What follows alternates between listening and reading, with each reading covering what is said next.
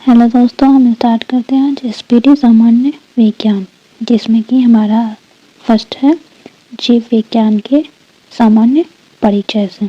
ठीक है, तो विज्ञान की वह शाखा जिसके अंतर्गत समस्त सजीवों अर्थात जीवधारियों का अध्ययन किया जाता है क्या कहलाता है?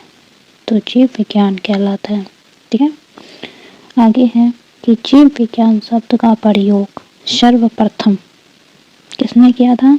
तो लैमार्क एवं ट्रिविरेनस ने 1801 में किया था। जीव एवं जंतु विज्ञान का जनक कौन है? तो अरस्तु हैं। जैव विकास को सर्वप्रथम किसने समझाया था? तो लैमार्क ने समझाया था। चिकित्सा शास्त्र के जनक कौन है? तो हिप्पोक्रेटस हैं। भारत में चिकित्सा के जनक कौन है? तो चरक हैं। वनस्पति विज्ञान के जनक कौन है? थियोफ्रेस्टस। भारत में शल्य चिकित्सा के जनक कौन है? तो सुश्रुत हैं। मानव का विकास इतिहास परंपराओं से संबंधित विषय क्या कहलाता है? तो एंथ्रोपोलॉजी कहलाता है। आगे है हिस्टोरिया एनिमेलिस पुस्तक जो है किसके द्वारा लिखी गई है? तो अरस्तु के द्वारा लिखी गई है। नेक्स्ट है हिस्टोरिया प्लांटोरम पुस्तक किसके द्वारा लिखी गई है? तो थियोफ्रेस्टस के द्वारा लिखी गई है। हमारा नेक्स्ट टॉपिक है जीवधारियों का वर्गीकरण। जीवों के आधुनिक वर्गीकरण या वर्गीकरण का पिता कहा जाता है तो किन्हें कहा जाता है? कैरोलस लिनियस को कहा जाता है। जीवों के नामकरण के द्विनाम पद्धति को किसने प्रचलित किया? तो कैरोलस लिनियस ने। कब? तो 1753 में। 5 जगत वर्गीकरण पद्धति को प्रस्तुत किया किसने? तो रॉबर्ट एच विटेकर ने 1969 में। ठीक है, समस्त जीवों का 5 जगत वर्गीकरण है। तो उस 5 जगत में कौन कौन आते हैं? तो मोनेरा, प्रोटिस्टा, कवक, पादप और जंतु आते हैं। सभी प्रोकैरियोटिक जीव सम्मिलित किए जाते हैं। किसमें सम्मिलित किए जाते हैं? तो मोनेरा जगत में सम्मिलित किए जाते हैं। मोनेरा जगत के सदस्य हैं कौन कौन? तो जीवाणु हैं और नीलहरित शैवाल है जिन्हें साइनोबैक्टीरिया भी कहा जाता है। प्रोकैरियोटिक जीवों में नहीं होता है। तो प्रोकैरियोटिक जीव में क्या नहीं होता है? केंद्रक जो है नहीं होता है। ठीक है, आगे है एक कोशिकीय यूकैरियोटिक जीव सम्मिलित किए जाते हैं किसमें? तो प्रोटिस्टा जगत में सम्मिलित किए जाते हैं। प्रोटिस्टा जगत के सदस्य कौन कौन हैं? शैवाल हैं, कवक हैं, प्रोटोजोआ हैं। यूकैरियोटिक में उपस्थित होता है क्या? तो केंद्रक। केंद्रक जो है किसमें उपस्थित होता है? तो यूकैरियोटिक में उपस्थित होता है। हेलो गाइस, हम स्टार्ट करते हैं एसपीटी सामान्य विज्ञान के नेक्स्ट क्लास को, जिसमें हमने देख लिया था जीव विज्ञान के सामान्य परिचय और जीवधारियों का वर्गीकरण।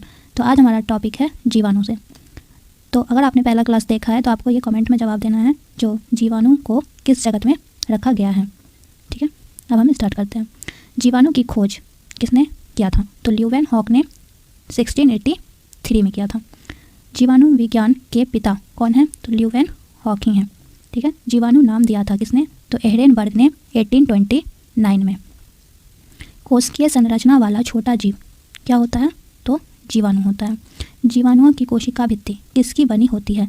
तो म्यूकोपेप्टाइड की बनी होती है। दलहनी पौधों के जड़ों में पाया जाने वाला जीवाणु है राइजोबियम। वायुमंडलीय नाइट्रोजन को नाइट्रेट के रूप में परिवर्तित करता है राइजोबियम। दूध में पाया जाने वाला जीवाणु है लैक्टोबैसिलस। बैसिलस। एंटीसेप्टिक सर्जरी की खोज किसने किया था? तो जोसेफ लिस्टर ने। जीवाणुओं का कृत्रिम संवर्धन किसने किया था? तो रॉबर्ट कोच ने। जीवाणुओं में राइबोसोम पाया जाता है तो 70S। आगे है प्रोटोजोआ। तो प्रोटोजोआ है एक कोशिकीय जीव। प्रोटोजोआ शब्द का प्रथम प्रयोग किसने किया था? तो गोल्डफस ने किया था। प्रोटोजोआ संघ के जंतु कौन कौन हैं? तो अमीबा और यूग्लिना, और है प्लाज्मोडियम, एंट अमीबा और हिस्टोलिटिका। हरा प्रोटोजोआ कहलाता है क्या? तो यूग्लिना कहलाता है। आगे है विषाणु। तो विषाणु संसार का सूक्ष्मतम जीव जो होता है क्या होता है? विषाणु होता है। विषाणु के अध्ययन क्या कहलाते हैं? तो वायरोलॉजी कहलाते हैं। विषाणु की खोज किसने किया था? तो इवानोवस्की ने 1892 में 1892 में किया था। साधारणतः सभी विषाणु बने होते हैं प्रोटीन के और तथा न्यूक्लिक अम्ल RNA के। जीवाणु का आकार होता है 0.15 से 0.2 माइक्रोन तक। रासायनिक रूप से विषाणु होता है न्यूक्लियोप्रोटीन होता है। नेक्स्ट है कोशिका विज्ञान। तो जीवन की मूलभूत इकाई क्या होती है? तो जीवन की मूलभूत इकाई जो है कोशिका होती है। कोशिका की खोज किसने किया था? तो रॉबर्ट हुक ने 1665 में किया था। जीवित कोशिका की खोज किसने किया था? तो ल्यूवेन हॉक ने किया था। कोशिका का अध्ययन क्या कहलाता है? साइटोलॉजी कहलाता है। कोशिका सिद्धांत को प्रतिपादित किसने किया था? तो स्लाइडेन एवं स्वान ने 1838-39 में किया था। जीवधारियों के संरचनात्मक एवं क्रियात्मक इकाई होती है कोशिका। कोशिका दो प्रकार की होती है। कौन कौन? तो प्रोकैरियोटिक एवं यूकैरियोटिक। ठीक है। केंद्रक एवं केंद्रिका नहीं पाए जाते हैं। किसमें नहीं पाए जाते हैं? तो प्रोकैरियोटिक कोशिका में नहीं पाए जाते हैं। केंद्रक एवं केंद्रिका उपस्थित होते हैं तो यूकैरियोटिक कोशिका में उपस्थित होते हैं। सबसे छोटी कोशिका किसकी होती है? तो माइक्रोप्लाज्मा गैलीसेप्टिक जीवाणु की होती है। सबसे बड़ी कोशिका किसकी होती है? तो शुतुरमुर्ग के अंडे की होती है। मानव शरीर की सबसे लंबी कोशिका है न्यूरॉन, जिसे तंत्रिका कोशिका भी कहते हैं। मानव शरीर में पाई जाने वाली सबसे छोटी कोशिका है सेरिबेलम की गैन्यूल सेल की। मानव शरीर में पाई जाने वाली सबसे बड़ी कोशिका है अंडाणु ओवम। आगे है हमारा कोशिका की संरचना। जीवन का भौतिक आधार है जीव द्रव्य। जीव द्रव्य की खोज किसने किया था? तो डुजार्डिन ने। जीव द्रव्य का नामकरण किसने किया था?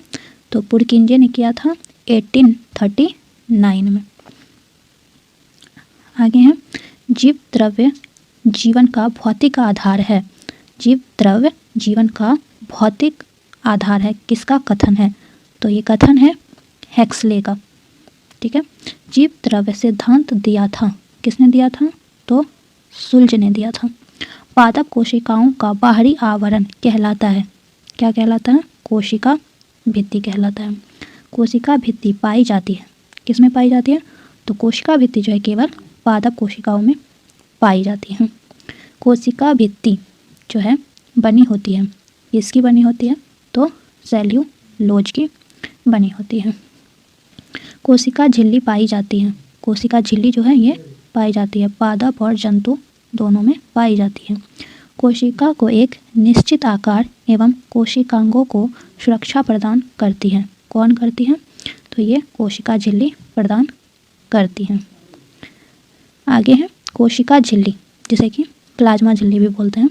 ये बनी होती है, किसकी बनी होती है? तो लिपिड एवं प्रोटीन से बनी होती है। आगे है माइटोकॉन्ड्रिया। तो माइटोकॉन्ड्रिया की खोज किसने किया था? तो अल्टमैन ने किया था। माइटोकॉन्ड्रिया का नाम किसने दिया था? तो बेंडा ने। माइटोकॉन्ड्रिया नहीं होता है जीवाणु में। जीवाणु में जो है माइटोकॉन्ड्रिया नहीं होता है। माइटोकॉन्ड्रिया में पाया जाने वाला द्रव क्या कहलाता है? तो मैट्रिक्स कहलाता है। कोशिका का पावर हाउस, ऊर्जा गृह कहा जाता है। किसको कहा जाता है? तो माइटोकॉन्ड्रिया को ही कहा जाता है। आगे है कोशिका का श्वसन केंद्र है। कोशिका का श्वसन केंद्र कौन है? तो माइटोकॉन्ड्रिया है। माइटोकॉन्ड्रिया में ऊर्जा किस रूप में संचित रहती है? तो एटीपी के रूप में संचित रहती है। एटीपी का निर्माण कहाँ होता है? तो माइटोकॉन्ड्रिया में होता है। एटीपी इकाई होती है किसकी? तो ऊर्जा की इकाई होती है। क्रेब्स चक्र होता है, किस में होता है क्रेब्स चक्र?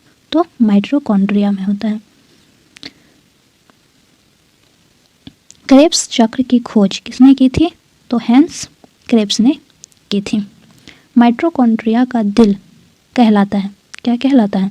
तो माइटोकॉन्ड्रिया का दिल क्रिस्टी कहलाता है।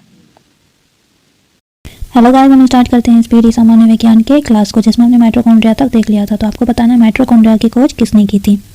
चलिए आगे बढ़ते हैं। गोल्जी काय, गोल्जी काय की खोज किसने की थी? तो गोल्जी काय की खोज की थी कैमिलो गोल्जी ने।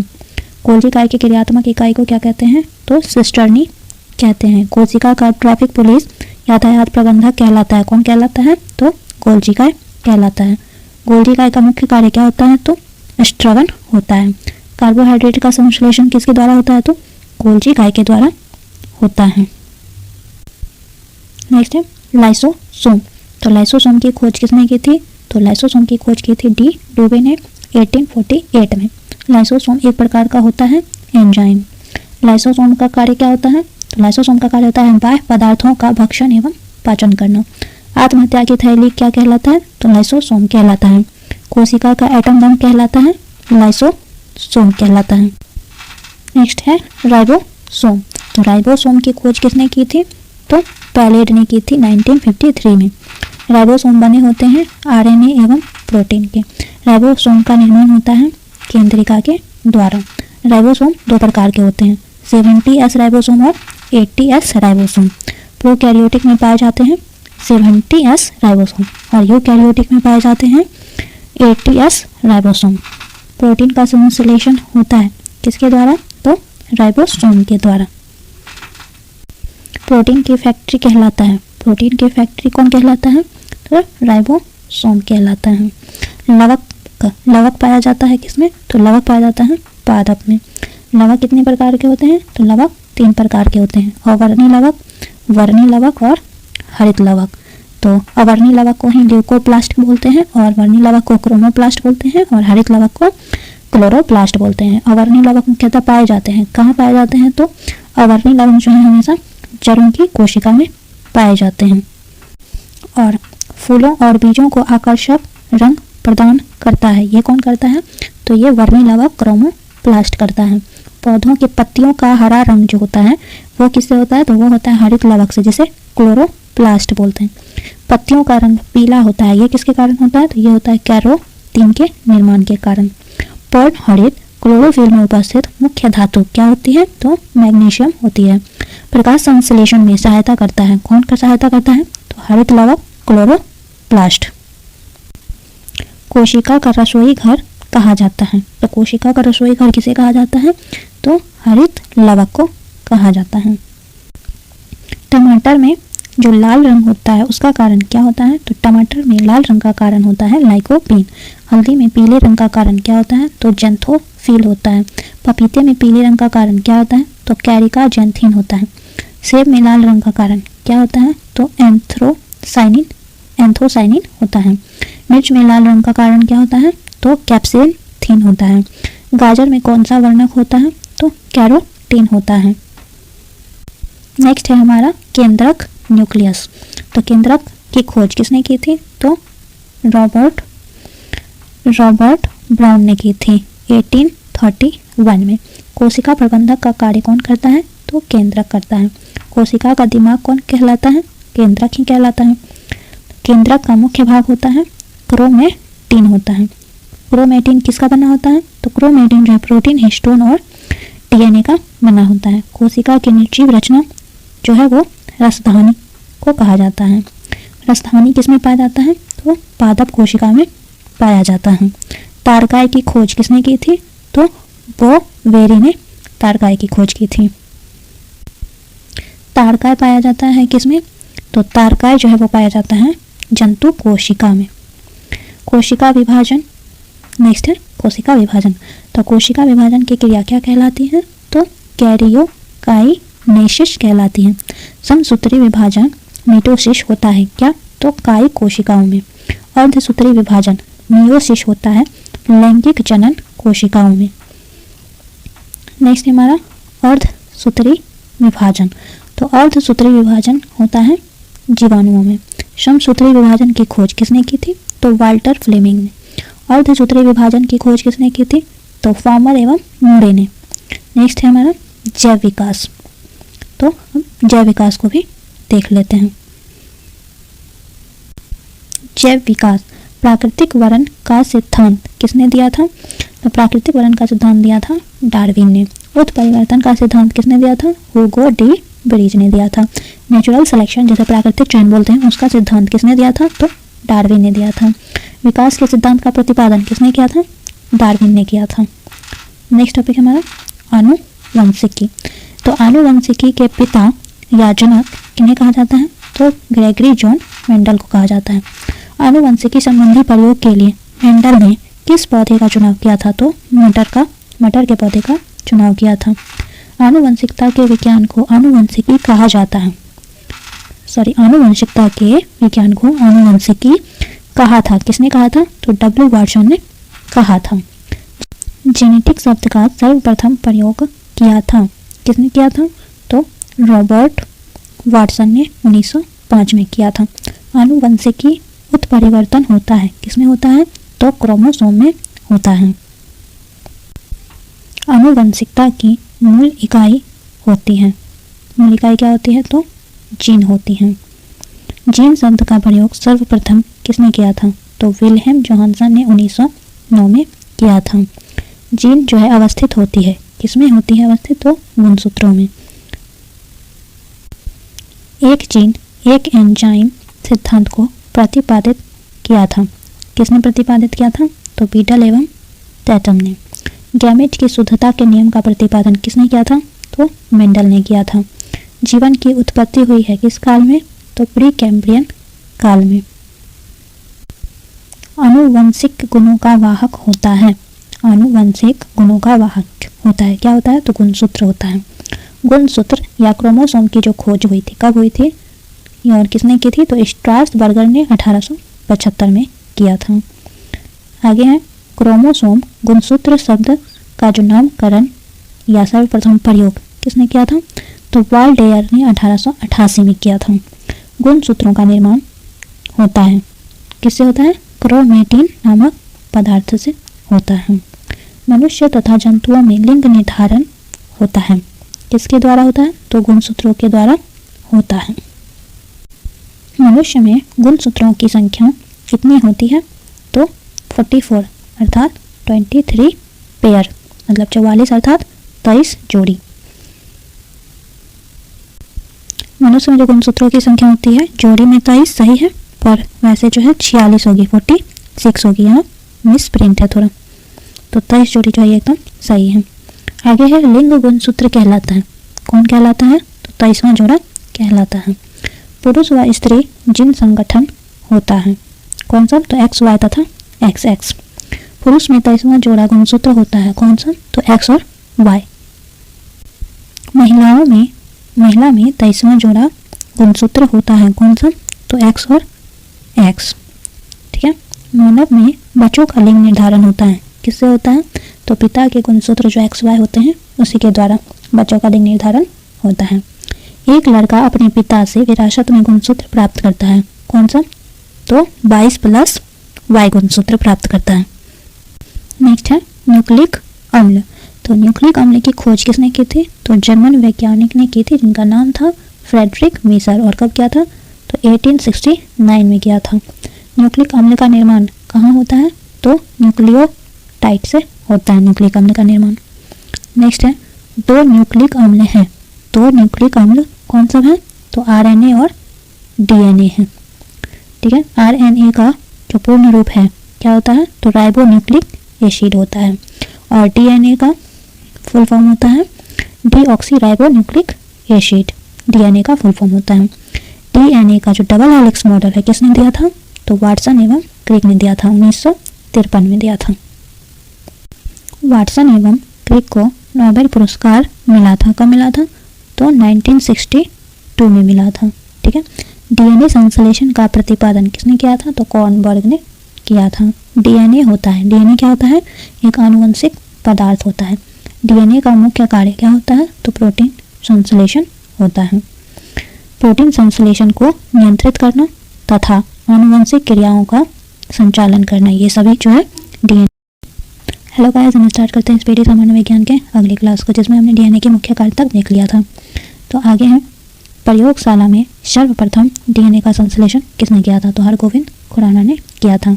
पैतृकता सिद्ध करने में सहायक होता है, कौन सहायक होता है? तो डीएनए और फिंगरप्रिंट सहायक होता है। डीएनए फिंगरप्रिंट एवं डायग्नोस्टिक केंद्र अवस्थित है, कहाँ अवस्थित है? तो हैदराबाद में अवस्थित है। आगे है सेलुलर और मॉलिक्यूलर जीव विज्ञान का केंद्र स्थित है, कहाँ स्थित है? तो ये भी हैदराबाद में स्थित है। आरएनए का संश्लेषण होता है, कहाँ से? तो डीएनए से। आरएनए में शर्करा पाई जाती है, कौन सी शर्करा पाई जाती है? तो राइबोस पाई जाती है। डीएनए में मौजूद शर्करा होती है, कौन सी शर्करा होती है डीएनए में? तो डीऑक्सीराइबोस होती है। केंद्रक में डीएनए का अंश होता है कितना परसेंट? तो 10%। डीएनए बहुलक है, किसका? तो न्यूक्लियोटाइड्स का बहुलक है। प्रोटीन निर्माण के लिए आदेश देता है, कौन आदेश देता है? तो डीएनए आदेश देता है। प्रोटीन का निर्माण कौन करता है? तो आरएनए करता है। ठीक है। डीएनए की श्रृंखला बंधी होती है, किससे बंधी होती है? तो हाइड्रोजन बंध से बंधी होती है। कोशिका के अंदर सूचना का प्रवाह किसके द्वारा होता है? तो आरएनए के द्वारा होता है। न्यूक्लियस के बाहर डीएनए मिलता है, न्यूक्लियस के बाहर डीएनए कहाँ मिलता है? तो माइटोकॉन्ड्रिया में मिलता है। नेक्स्ट है वनस्पति विज्ञान। वनस्पति विज्ञान के जनक किन्हें कहा जाता है? तो वनस्पति विज्ञान के जनक जो है थियोफ्रेस्टस को कहा जाता है। आधुनिक वनस्पति विज्ञान का जनक कहा जाता है, कौन? लिनियस को कहा जाता है। वनस्पति जगत का बड़ा समूह क्या कहलाता है? थैलोफाइटा कहलाता है। थैलोफाइटा समूह के पौधे होते हैं, क्या होते हैं? शुकाय होते हैं। सबसे सरल स्थलीय पौधा समूह होता है, कौन? तो ब्रायोफाइटा होता है। प्रथम स्थलीय पौधा माना जाता है ब्रायोफाइटा। सबसे बड़ा ब्रायोफाइटा कौन है? तो डायनोसिया है। सबसे छोटा ब्रायोफाइटा है, कौन है? तो सबसे छोटा है जुओप्सिस, सबसे छोटा ब्रायोफाइटा है। संवहन ऊतक, जाइलम तथा फ्लोएम का अभाव होता है, किसमें? तो ब्रायोफाइटा में। वनस्पति जगत का एम्फीबिया वर्ग कहलाता है, क्या कहलाता है? तो ब्रायोफाइटा कहलाता है। टेरिडोफाइटा समूह के पौधे उगते हैं, कहाँ उगते हैं? नम एवं छायादार स्थानों पर उगते हैं। सबसे छोटा टेरिडोफाइट्स होता है, कौन? तो एजोला होता है। नेक्स्ट है हमारा शैवाल। तो सबसे पहले शैवाल का अध्ययन क्या कहलाता है? तो शैवाल का जो अध्ययन कहलाता है फाइकोलॉजी। आप लोग बताइएगा कवक का अध्ययन क्या कहलाता है? शैवालों की कोशिका भित्ति किसकी बनी होती है? तो सेल्यूलोज की बनी होती है। अंतरिक्ष यात्री प्रोटीन युक्त भोजन, जल और ऑक्सीजन प्राप्त करते हैं, किससे? तो क्लोरेला शैवाल से प्राप्त करते हैं। आयोडीन बनाने में उपयोगी शैवाल जो होता है उसे क्या कहते हैं? तो लेमनेरिया कहते हैं। सबसे बड़ा शैवाल कहलाता है, कौन कहलाता है सबसे बड़ा शैवाल? तो मैक्रोसिस्टिस कहलाता है। सबसे छोटा शैवाल कौन कहलाता है? तो क्लेमाइडोमोनास सबसे छोटा शैवाल कहलाता है। नेक्स्ट हमारा कवक आ गया। तो कवक है एक बहुकोषीय यूकैरियोटिक जीव। ठीक है। कवक क्या है? एक बहुकोषीय यूकैरियोटिक जीव है। कवकों का अध्ययन क्या कहलाता है? तो माइकोलॉजी कहलाता है। प्रमुख कवक में कौन सब आते हैं? तो ईस्ट आते हैं, मशरूम आते हैं, खमीर आते हैं। ठीक है। कवकों की कोशिका भित्ति किसकी बनी होती है? तो कवकों की कोशिका भित्ति जो है काइटिन की बनी होती है। आगे है कवक में भोजन संचित रहता है। कवक में भोजन संचित रहता है किसके रूप में? ग्लाइकोजन के रूप में। डबल रोटी के निर्माण में उपयोग किया जाता है, किस कवक का? तो सैक्रोमाइसेस नामक कवक का। डबल रोटी बनाने में प्रयोग होता है, किसका? ईस्ट का, जो कि एक कवक है। शराब उद्योग में प्रयोग होता है, किसका? तो शराब उद्योग में भी प्रयोग होता है ईस्ट का। बेकरी में ब्रेड बनाने के लिए ईस्ट का प्रयोग किया जाता है। ईस्ट जो कि एक कवक है। क्यों किया जाता है? तो ब्रेड को मुलायम और लचीला बनाने के लिए। ठीक है। नेक्स्ट है हमारा लाइकेन। तो लाइकेन बने होते हैं, लाइकेन किसके बने होते हैं? तो कवक और शैवाल से बने होते हैं। लाइकेन शब्द का प्रथम प्रयोग किसने किया था? तो थियोफ्रास्टस ने किया था। पेड़ों की छालों पर उगने वाले लाइकेन क्या कहलाते हैं? तो कोर्टिकोल्स कहलाते हैं। चट्टानों पर उगने वाले लाइकेन्स क्या कहलाते हैं? तो सेक्सिकोल्स कहलाते हैं। आगे है गोबर पर उगने वाले कवक। गोबर पर उगने वाले कवक क्या कहलाते हैं? तो क्रोपोफिल कहलाते हैं। लाइकेन सहायक होता है, लाइकेन सहायक होता है किसमें? तो मृदा निर्माण में। प्रयोगशाला में प्रयोग होने वाला लिटमस पत्र प्राप्त किया जाता है किस लाइकेन से? तो रोशेला राइसे लाइकेन से। इत्र बनाने में उपयोग में लाया जाने वाला लाइकेन कौन सा है जो इत्र बनाने में उपयोग किया जाता है? तो लोबेरिया, इरवेनिया और रेमेनीला। ठीक है। नेक्स्ट है अनावृत बीजी जिम्नोस्पर्म। तो अनावृत बीजी जिम्नोस्पर्म जो होता है समूह के पौधों में बीज होते हैं। कैसे बीज होते हैं? तो नग्न बीज होते हैं, जो इसका मतलब होता है आवरण नहीं होता है, नग्न मतलब। सबसे बड़ा अनावृत बीजी पौधा कौन होता है? तो सिकोया होता है। आगे है सबसे छोटा अनावृत बीजी को क्या कहते हैं? तो सबसे छोटा अनावृत बीजी को जैमिया पिग्मिया कहते हैं। साबूदाना प्राप्त होता है, साबूदाना किसे प्राप्त होता है? तो साइकस से प्राप्त होता है। अनावृत बीजी पौधों में परागण की क्रिया होती है। कैसे होती है? तो वायु के माध्यम से होती है। नेक्स्ट है आवृत बीजी। तो आवृत बीजी जिसे एंजियोस्पर्म समूह, एंजियोस्पर्म कहते हैं, ये आवृत बीजी समूह के पौधों में बीज होते हैं। कहाँ होते हैं? तो फल के अंदर होते हैं। सबसे बड़ा आवृत बीजी पौधा कौन है? तो यूकेलिप्टस है। सबसे छोटा आवृत बीजी पौधा कौन है? तो लेमना है।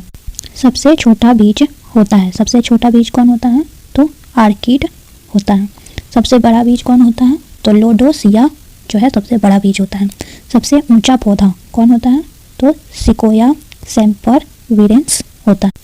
सोलेनेसी कुल के पौधे, सोलेनेसी कुल के पौधों में कौन कौन आते हैं? तो आलू आते हैं, बैगन आते हैं, टमाटर, तंबाकू और मिर्च। तो एक बार और बोल देते हैं, आलू, बैगन, टमाटर, तंबाकू और मिर्च, ये जो है सोलेनेसी कुल के पौधे हैं। रूटेसी कुल के पौधों में कौन कौन आते हैं? तो नींबू, संतरा, बेल, मौसमी, एक तरह से खट्टे फल। ठीक है। रोजेसी कुल के पौधे। ठीक है। रोजेसी कुल के पौधों में कौन कौन आते हैं? तो सेब, नाशपाती, गुलाब और रसभरी, ये सभी जो है रोजेसी कुल के पौधों में आते हैं। मालवेशी कुल के पौधे कौन सा हैं? तो मालवेशी कुल के पौधे हैं कपास, भिंडी और गुड़हल। मटर जो है ये किस कुल के पौधे हैं? तो मटर है लेग्यूमिनेसी कुल के पौधे। गन्ना जो है किस कुल के पौधे हैं? तो गन्ना है ग्रेमिनी कुल के। लौंग किस कुल का पौधा है? तो लौंग है मीटरेसी कुल के पौधे। ठीक है। आगे लौंग के तेल का मुख्य घटक है, लौंग के तेल का जो मुख्य घटक है क्या होता है? तो यूरेनॉल होता है। आगे हमारा जड़, तना और पत्तियां। तो पौधों का अवरोही भाग होता है क्या? तो जड़ होता है। तुर्क रूपी जड़ के उदाहरण में कौन आते हैं? तो मूली आते हैं। कुंभी रूपी जड़ के उदाहरण कौन है? तो सलजम है। शंक्वाकार जड़ के उदाहरण कौन है? तो गाजर है। गांठदार जड़ के उदाहरण कौन है? तो शकरकंद है। जड़ों के रूपांतरण कौन सा है? तो मूली है, गाजर है, सलजम है। मूली, गाजर, सलजम, ये तीनों जो है जड़ों के रूपांतरण है। और तनों के रूपांतरण कौन सा है? तो तनों के रूपांतरण है आलू, अदरक, हल्दी। ठीक है। अदरक तथा आलू के खाने योग्य भाग, क्योंकि ये तने का रूपांतरण है तो खाने वाला योग्य भाग कौन है? तो तना है, अदरक और आलू का। कंद के उदाहरण कौन है? तो आलू को ही जो है कंद भी बोलते हैं। घन कंद के उदाहरण कौन है? तो घन कंद के उदाहरण है ओल और अरबी। ठीक है। ओल और अरबी। प्रकंद के उदाहरण कौन है? तो प्रकंद के उदाहरण है हल्दी और अदरक और हल्दी जो है ये प्रकंद के उदाहरण है। सल्क कंद के उदाहरण कौन है? सल्क कंद के उदाहरण प्याज और लहसुन। प्याज के छिलके उतारने पर आंसू आते हैं, किसके कारण आंसू आते हैं? तो सल्फेनिक अम्ल के कारण जो है आंसू आते हैं। लहसुन में गंध का कारण क्या होता है? तो एलाइसिन होता है। मिर्च के तीक्ष्णता का कारण क्या होता है? तो कैप्सेइसिन होता है। राइजोम पादप का भूमिगत प्रारूप है तना। ठीक है। दलहन के जड़ में पाया जाने वाला जीवाणु है कौन? तो राइबोजियम है। पौधे नाइट्रोजन ग्रहण करते हैं, किस रूप में? तो नाइट्रेट के रूप में। वह यंत्र जिसके द्वारा तने की वृद्धि दर नापी जाती है, वह यंत्र जिसके द्वारा तने की वृद्धि दर नापी जाती है वह है कौन? तो वह है ऑक्जेनोमीटर। ऑक्जेनोमीटर। तना, पत्ती एवं कली से नया पौधा प्राप्त करना क्या कहलाता है? तो कायिक प्रवर्धन कहलाता है। जैसे तना, पत्ती एवं कली से जो नया पौधा प्राप्त किया जाता है वो क्या कहलाता है? तो कायिक प्रवर्धन कहलाता है। आगे है आलू का कायिक प्रवर्धन जो होता है कहाँ से होता है? तो आलू का होता है तना से। ब्रायोफिलम में कायिक प्रवर्धन होता है कहाँ से? पत्ता से। पौधों के मुख्य प्रकाश संश्लेषी अंग जो होते हैं कौन होते हैं? तो पत्ती होते हैं। पत्तियों में अति सूक्ष्म छिद्र होते हैं, ठीक है, उसे क्या कहते हैं? तो उसे रंध्र कहते हैं, स्टोमाटा कहते हैं। पत्तियां जो है सांस लेती हैं, पत्तियां सांस किससे लेती हैं? तो स्टोमाटा से लेती है, जिसे रंध्र कहते हैं। हेलो गाइस, हम स्टार्ट करते हैं स्पीडी सामान्य विज्ञान के अगले क्लास को, जिसमें हमने देखा था जड़, तना और पत्तियां। तो आपको बताना है पत्तियां कहाँ से सांस लेती हैं, ठीक है। आगे है वाष्पोत्सर्जन। वाष्पोत्सर्जन में सहायक होता है क्या? तो स्टोमाटा। और आपको बता दें कि जो पत्तियां सांस लेती है वो भी स्टोमाटा से लेती है, और स्टोमाटा को ही रंध्र बोलते हैं। जो पत्तियों में अति सूक्ष्म छिद्र होते हैं उसे ही रंध्र स्टोमाटा बोलते हैं। तो वही जो है वाष्पोत्सर्जन में भी सहायक होता है। पौधों की पत्तियों का रंग हरा होता है किसके कारण? तो क्लोरोफिल के कारण। पत्तियों के लाल, नारंगी, पीला रंग जो होता है वो किसके कारण होता है? तो वो होता है कैरोटीनॉइड के कारण। क्लोरोफिल के केंद्र में क्या होता है? तो क्लोरोफिल के केंद्र में होता है मैग्नीशियम, ठीक है। पत्तियों का मुख्य कार्य होता है, पत्तियों का मुख्य कार्य क्या होता है? तो प्रकाश संश्लेषण क्रिया द्वारा भोजन बनाना पत्तियों का मुख्य कार्य होता है। नेक्स्ट है हमारा फल। तो फलों का अध्ययन क्या कहलाता है? फलों का अध्ययन जो है पोमोलॉजी कहलाता है। फल बनता है कैसे? तो निषेचन के बाद अंडाशय से, ठीक है। बीज कैसे बनता है? तो निषेचन के बाद बीजांड से बीज बनते हैं। निषेचन का खोज सर्वप्रथम किसने किया था? तो ये किया था स्ट्रॉसबर्गर ने। नर एवं मादा में जनन इकाइयों का संयोजन कहलाता है, क्या कहलाता है? निषेचन कहलाता है। आगे है सबसे बड़ा बीजांड होता है। सबसे बड़ा बीजांड किस में होता है? तो साइकस में होता है। जीवित जीवाश्म कौन है? जीवित जीवाश्म है साइकस। जिस फल को बनने में पुष्प का केवल अंडाशय ही भाग लेता है क्या कहलाता है? सत्य फल कहलाता है।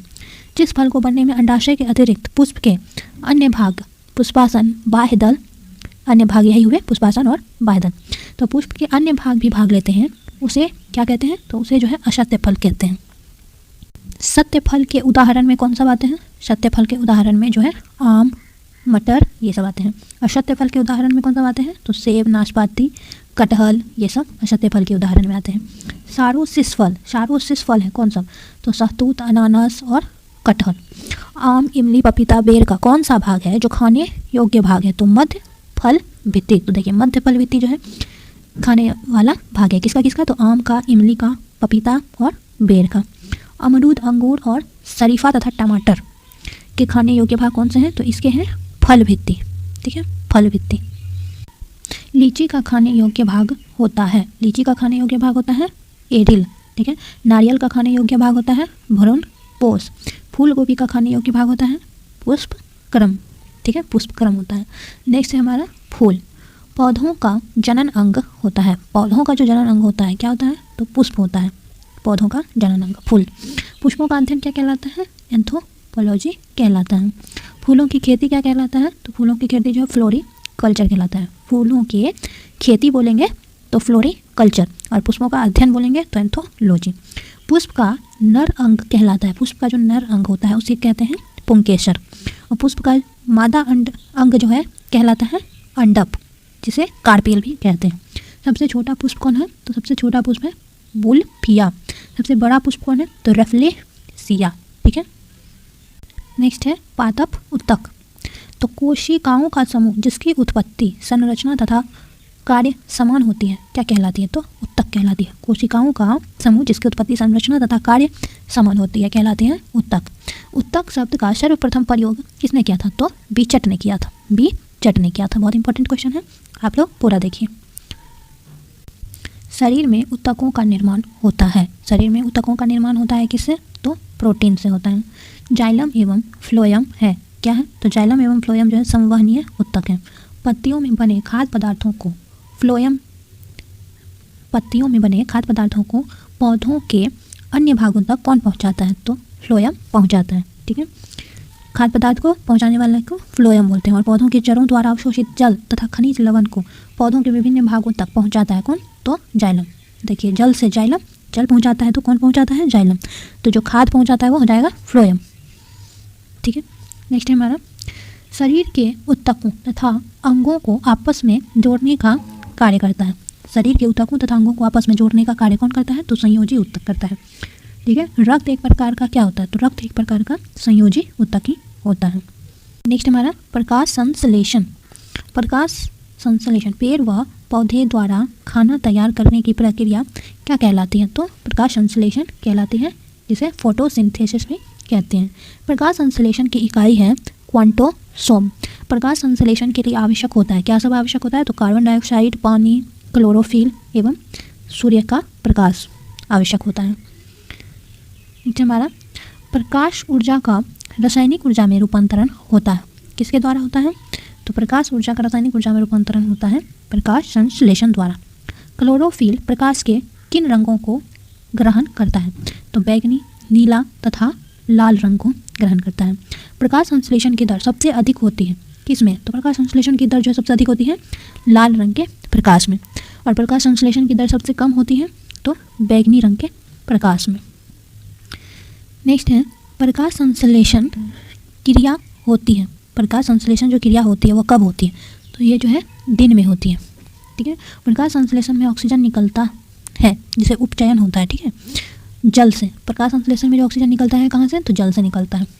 जल के अपघटन के लिए ऊर्जा मिलती है कहाँ से? प्रकाश से। प्रकाश संश्लेषण का प्रथम अस्थिर यौगिक है कौन? तो फॉस्फोग्लिसरिक अम्ल। फॉस्फोग्लिसरिक अम्ल जो है प्रकाश संश्लेषण का प्रथम स्थिर यौगिक है।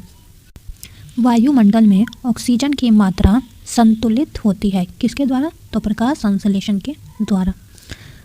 जैविक ऊर्जा का अंतिम स्रोत, जैविक ऊर्जा का अंतिम स्रोत जो है सौर विकिरण है। पादप हार्मोन, ठीक है, प्रमुख पादप हार्मोन है कौन सा?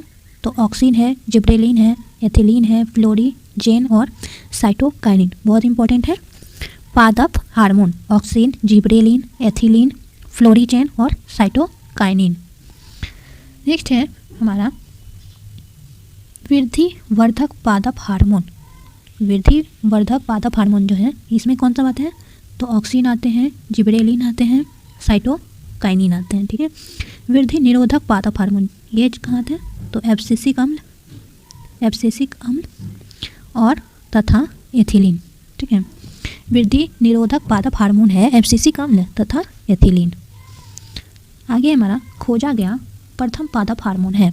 खोजा गया प्रथम पादप हार्मोन है कौन सा? तो ऑक्सिन है। ऑक्सिन की खोज किसने की थी? तो डार्विन ने की थी, 1880 में की थी। डार्विन ने 1880 में ऑक्सिन की खोज की थी। किसका प्रयोग खेतों में छिड़काव कर खरपतवार नष्ट करने में होता है? तो किसका प्रयोग जो है खेतों में करके खरपतवार नष्ट करने में होता है? तो ऑक्सिन का प्रयोग। 2D है, सॉरी 2,4-D है। क्या है 2,4-D? एक खरपतवार नाशी है। गैसीय रूप में पाया जाने वाला हार्मोन को क्या कहते हैं? तो एथिलीन कहते हैं। एथिलीन की खोज जो है किसने की थी? तो एथिलीन की खोज बर्ग ने की थी, 1962 में की थी। ठीक है, फलों को पकाने में सहायक होता है, फलों को जो पकाने में सहायक होता है उसे एथिलीन कहते हैं। आगे हमारा पुष्पों की संख्या की वृद्धि में सहायक होता है। पुष्पों की वृद्धि में सहायक होता है कौन? तो एथिलीन होता है। बौने पौधे को लंबा करने में सहायक होता है कौन? तो जिब्रेलिन हार्मोन होता है। जिब्रेलिन की खोज जो है कुरोसावा ने 1926 में की थी। कोशिका विभाजन की दर को बढ़ाने एवं विकास में सहायक होता है कौन होता है? तो कोशिका विभाजन की दर को बढ़ाने एवं विकास में सहायक होता है साइटोकाइनिन। साइटोकाइनिन की खोज जो है मिलर ने की थी, 1951 में की थी। फूल खिलाने वाला हार्मोन तो फ्लोरीजेन होता है। ठीक है, आगे है ट्राउमेटिन। ट्राउमेटिन क्या है? तो ट्राउमेटिन जो है एक डाई कार्बोक्सिलिक अम्ल होता है। डाई कार्बोक्सिलिक अम्ल होता है ट्राउमेटिन। पौधों के जख्मों को भरता है। पौधों को जख्मों को कौन भरता है? तो ट्राउमेटिन भरता है। नेक्स्ट है हमारा पादप रोग। ठीक है, बहुत इंपॉर्टेंट है ये और हर एग्जाम में पूछे जाते हैं। ये तंबाकू का मोजेक रोग होता है, किससे होता है? ठीक है, तो तंबाकू का जो मोजेक रोग होता है ये किससे होता है? विषाणु से होता है। आलू का जो सैथिल रोग होता है किससे होता है? ये जो है जीवाणु से होता है। गेहूं में जो रस्ट रोग होता है वो किससे होता है? तो कवक से होता है। और गन्ना में लाल सरण रोग किससे होता है? तो ये भी कवक से होता है। ठीक है, आगे हमारा धान का अंगमारी रोग का कारक है। धान का अंगमारी रोग का कारक है जैंथोमोनास नामक जीवाणु। ब्लास्ट रोग संबंधित है धान से। ब्लास्ट रोग जो है संबंधित है धान से। हरित बाली रोग संबंधित है किससे? तो बाजरा से। अग्नि नीरजा रोग संबंधित है। अग्नि नीरजा रोग संबंधित है सेब से। धान में खैरा रोग होता है, किसकी कमी से होता है? ठीक है, धान का जो खैरा रोग होता है वो जस्ते की कमी से होता है। आलू में ब्लैक हार्ट रोग होता है, किसके कारण? तो ऑक्सीजन की कमी के कारण होता है। बंची टॉप रोग संबंधित है, किससे संबंधित है बंची टॉप? तो केला से संबंधित है। टिक्का रोग किससे संबंधित है? तो मूंगफली से संबंधित है। ठीक है, मटर में मार्स रोग होता है, किसकी कमी से होता है? तो मैग्नीज की कमी से होता है मटर में मार्स रोग। नींबू में डाइबेक तथा लिटिल लीफ रोग होता है, किसकी कमी से? तो कॉपर तांबा के कमी के कारण होता है नींबू में डाइबेक तथा लिटिल लीफ रोग। आम तथा बैगन में लिटिल लीफ रोग होता है, किसकी कमी से? तो जस्ते की कमी के कारण। नींबू में बोलेंगे डाइबेक तथा लिटिल लीफ रोग होता है, किसकी कमी से? तो कॉपर तांबा की कमी से। और आम तथा बैगन में लिटिल लीफ रोग होता है, किसकी कमी के कारण? तो जस्ते की कमी के कारण। ठीक है, आगे हमारा फूल गोभी में बाउनिंग तथा आंवले में निक्रोसिस रोग होता है, ये किसकी कमी के कारण? तो बोरोन की कमी के कारण। ठीक है, नेक्स्ट है हमारा वनस्पति शास्त्र महत्वपूर्ण तथ्य। लौंग जो है वो प्राप्त होता है। लौंग किससे प्राप्त होता है? तो शुष्क पुष्प की कली से प्राप्त होता है। लौंग जो है शुष्क पुष्प की कली से प्राप्त होता है। और हींग जो है प्राप्त होता है किससे? तो पौधों की जड़ों से प्राप्त होता है। कॉर्क प्राप्त होता है ओक वृक्ष की छाल से। ओक का वानस्पतिक नाम है क्वेकर्स सुबर। हेरोइन प्राप्त होता है किससे? तो हेरोइन प्राप्त होता है अफीम पोस्ता से। ठीक है, अफीम पोस्ता प्राप्त होता है। अफीम पोस्ता जो है प्राप्त होता है किससे? तो अधपके फल से। अफीम का वनस्पतिक नाम क्या होता है? तो पैपेवर सोमनीफेरम होता है, बहुत इंपॉर्टेंट है। मॉर्फिन जो है यह प्राप्त होता है। मॉर्फिन किससे प्राप्त होता है? तो अफीम के पौधों से प्राप्त होता है। तंबाकू में विषैला पदार्थ है क्या? तो तंबाकू में विषैला पदार्थ जो है वो निकोटीन होता है। निकोटीन जो है प्राप्त होता है किससे? तो तंबाकू की पत्तियों से प्राप्त होता है। कॉफ़ी में उत्तेजित पदार्थ क्या होता है? कैफीन होता है। ठीक है, और कैफीन जो है प्राप्त होता है किससे? तो कॉफ़ी की बीजों से जो है कैफीन प्राप्त होता है। आगे हमारा चाय में जो उत्तेजित पदार्थ होता है, उसे क्या कहते हैं? उसे थीन कहते हैं। थीन या टैटिन, तो ये थीन या टैटिन प्राप्त होता है कहाँ से? तो चाय की पत्तियों से। ठीक है, तारपीन तेल प्राप्त होता है किससे? तो चीड़ के वृक्षों से। सबसे छोटा गुणसूत्र किस में होता है? सबसे छोटा गुणसूत्र जो है शैवाल में होता है। और सबसे लंबा गुणसूत्र होता है किसमें? तो ट्राइलियस में। ठीक है, सबसे भारी काष्ठ वाला जो पौधा है वो है हार्डविचिया। सबसे हल्की काष्ठ वाला पौधा है ओक्रोमा सबसे हल्की काष्ठ वाला पौधा है। ठीक है, आगे है पौधों के अंकुरन के लिए आवश्यक है जल, ऑक्सीजन एवं ताप।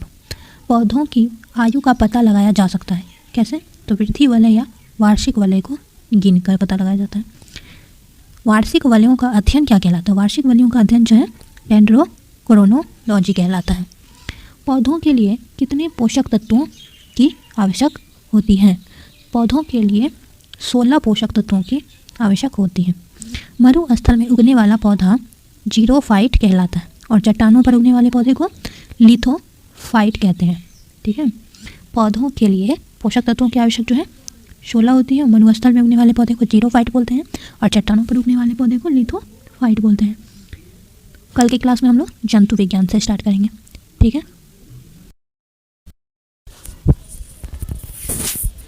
हेलो गाइस, हम स्टार्ट करते हैं स्पीडी सामान्य विज्ञान के अगली क्लास को, जिसमें हमने वनस्पति शास्त्र के महत्वपूर्ण तत्वों तक देख लिया था। आपको बताना है चट्टानों पर उगने वाले पौधे को क्या कहा जाता है। आगे है हमारा जंतु विज्ञान। ठीक है, जंतु विज्ञान के पिता किसको कहा जाता है, तो अरस्तु को कहा जाता है।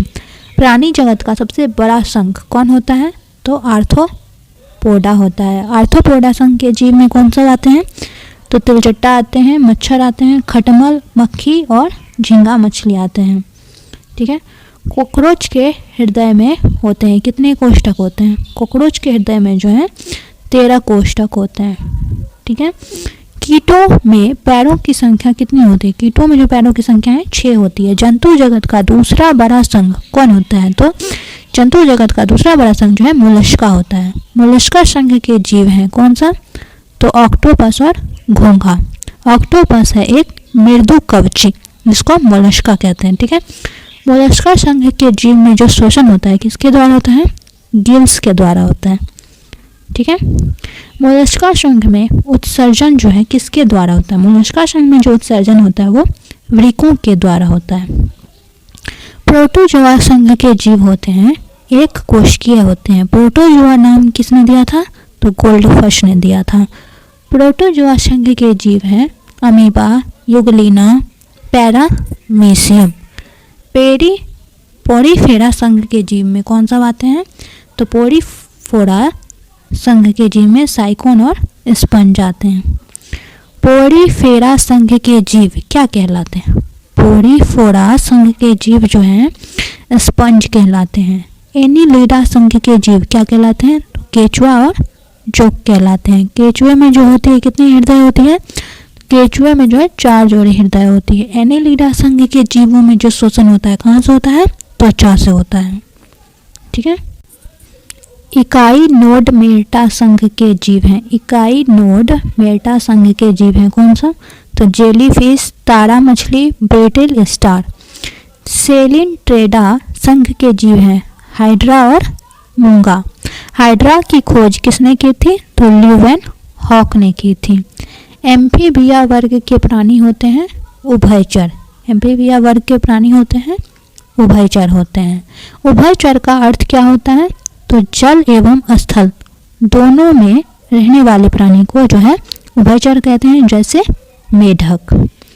ठीक है, मेढक के हृदय में जो है कितने कक्ष होते हैं, तो मेढक के हृदय में जो है 3 कक्ष होते हैं। पक्षी का हृदय जो होता है कितने प्रकोष्ठ का होता है, तो 4 प्रकोष्ठ का होता है। एंटोमोलॉजी अध्ययन है किसका, तो कीटों का अध्ययन है।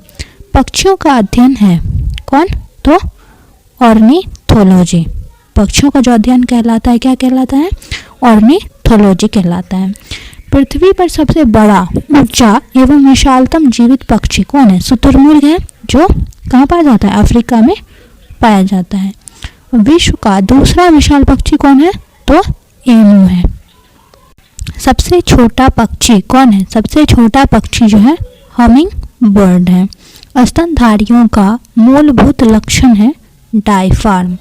ठीक, डायफार्म। स्तनधारियों के हृदय में होते हैं 4 कक्ष होते हैं। स्तनधारियों में श्वसन होता है फेफड़ों के द्वारा।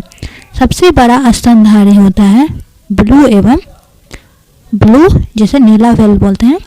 सबसे छोटा स्तनधारी कौन होता है, तो सबसे छोटा स्तनधारी छुछुंदर होता है।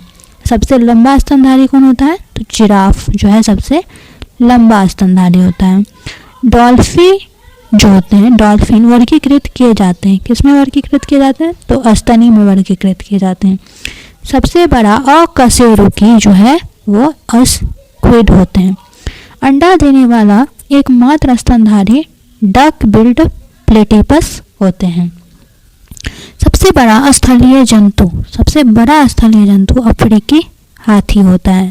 सरीसृप वर्ग के जीव हैं पक्षी। सरीसृप वर्ग के जीव हैं छिपकली, कछुआ, मगरमच्छ, सांप और गिरगिट। ठीक है, सामान्यतः सरीसृप का हृदय होता है, सामान्यतः सरीसृप का जो हृदय होता है वो होता है 3 कक्षीय। अपवाद में एक मगरमच्छ है जो 3 कक्षीय का नहीं होता है। सरीसृपों का विकास हुआ है।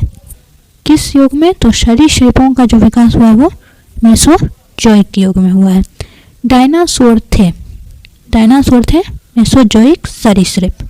मगरमच्छ हृदय होता है। मगरमच्छ का जो हृदय होता है वो 4 कक्षीय होता है। ठीक है। घोंसला बनाने वाला एकमात्र सर्प कौन होता है? तो नागराज होता है, जैसे किंग कोबरा बोलते हैं। एकमात्र जहरीली छिपकली का क्या नाम है? तो हिलोडर्मा है। मछलियों में श्वसन जो होती है किसके द्वारा होती है? तो गिल्स के द्वारा होती है।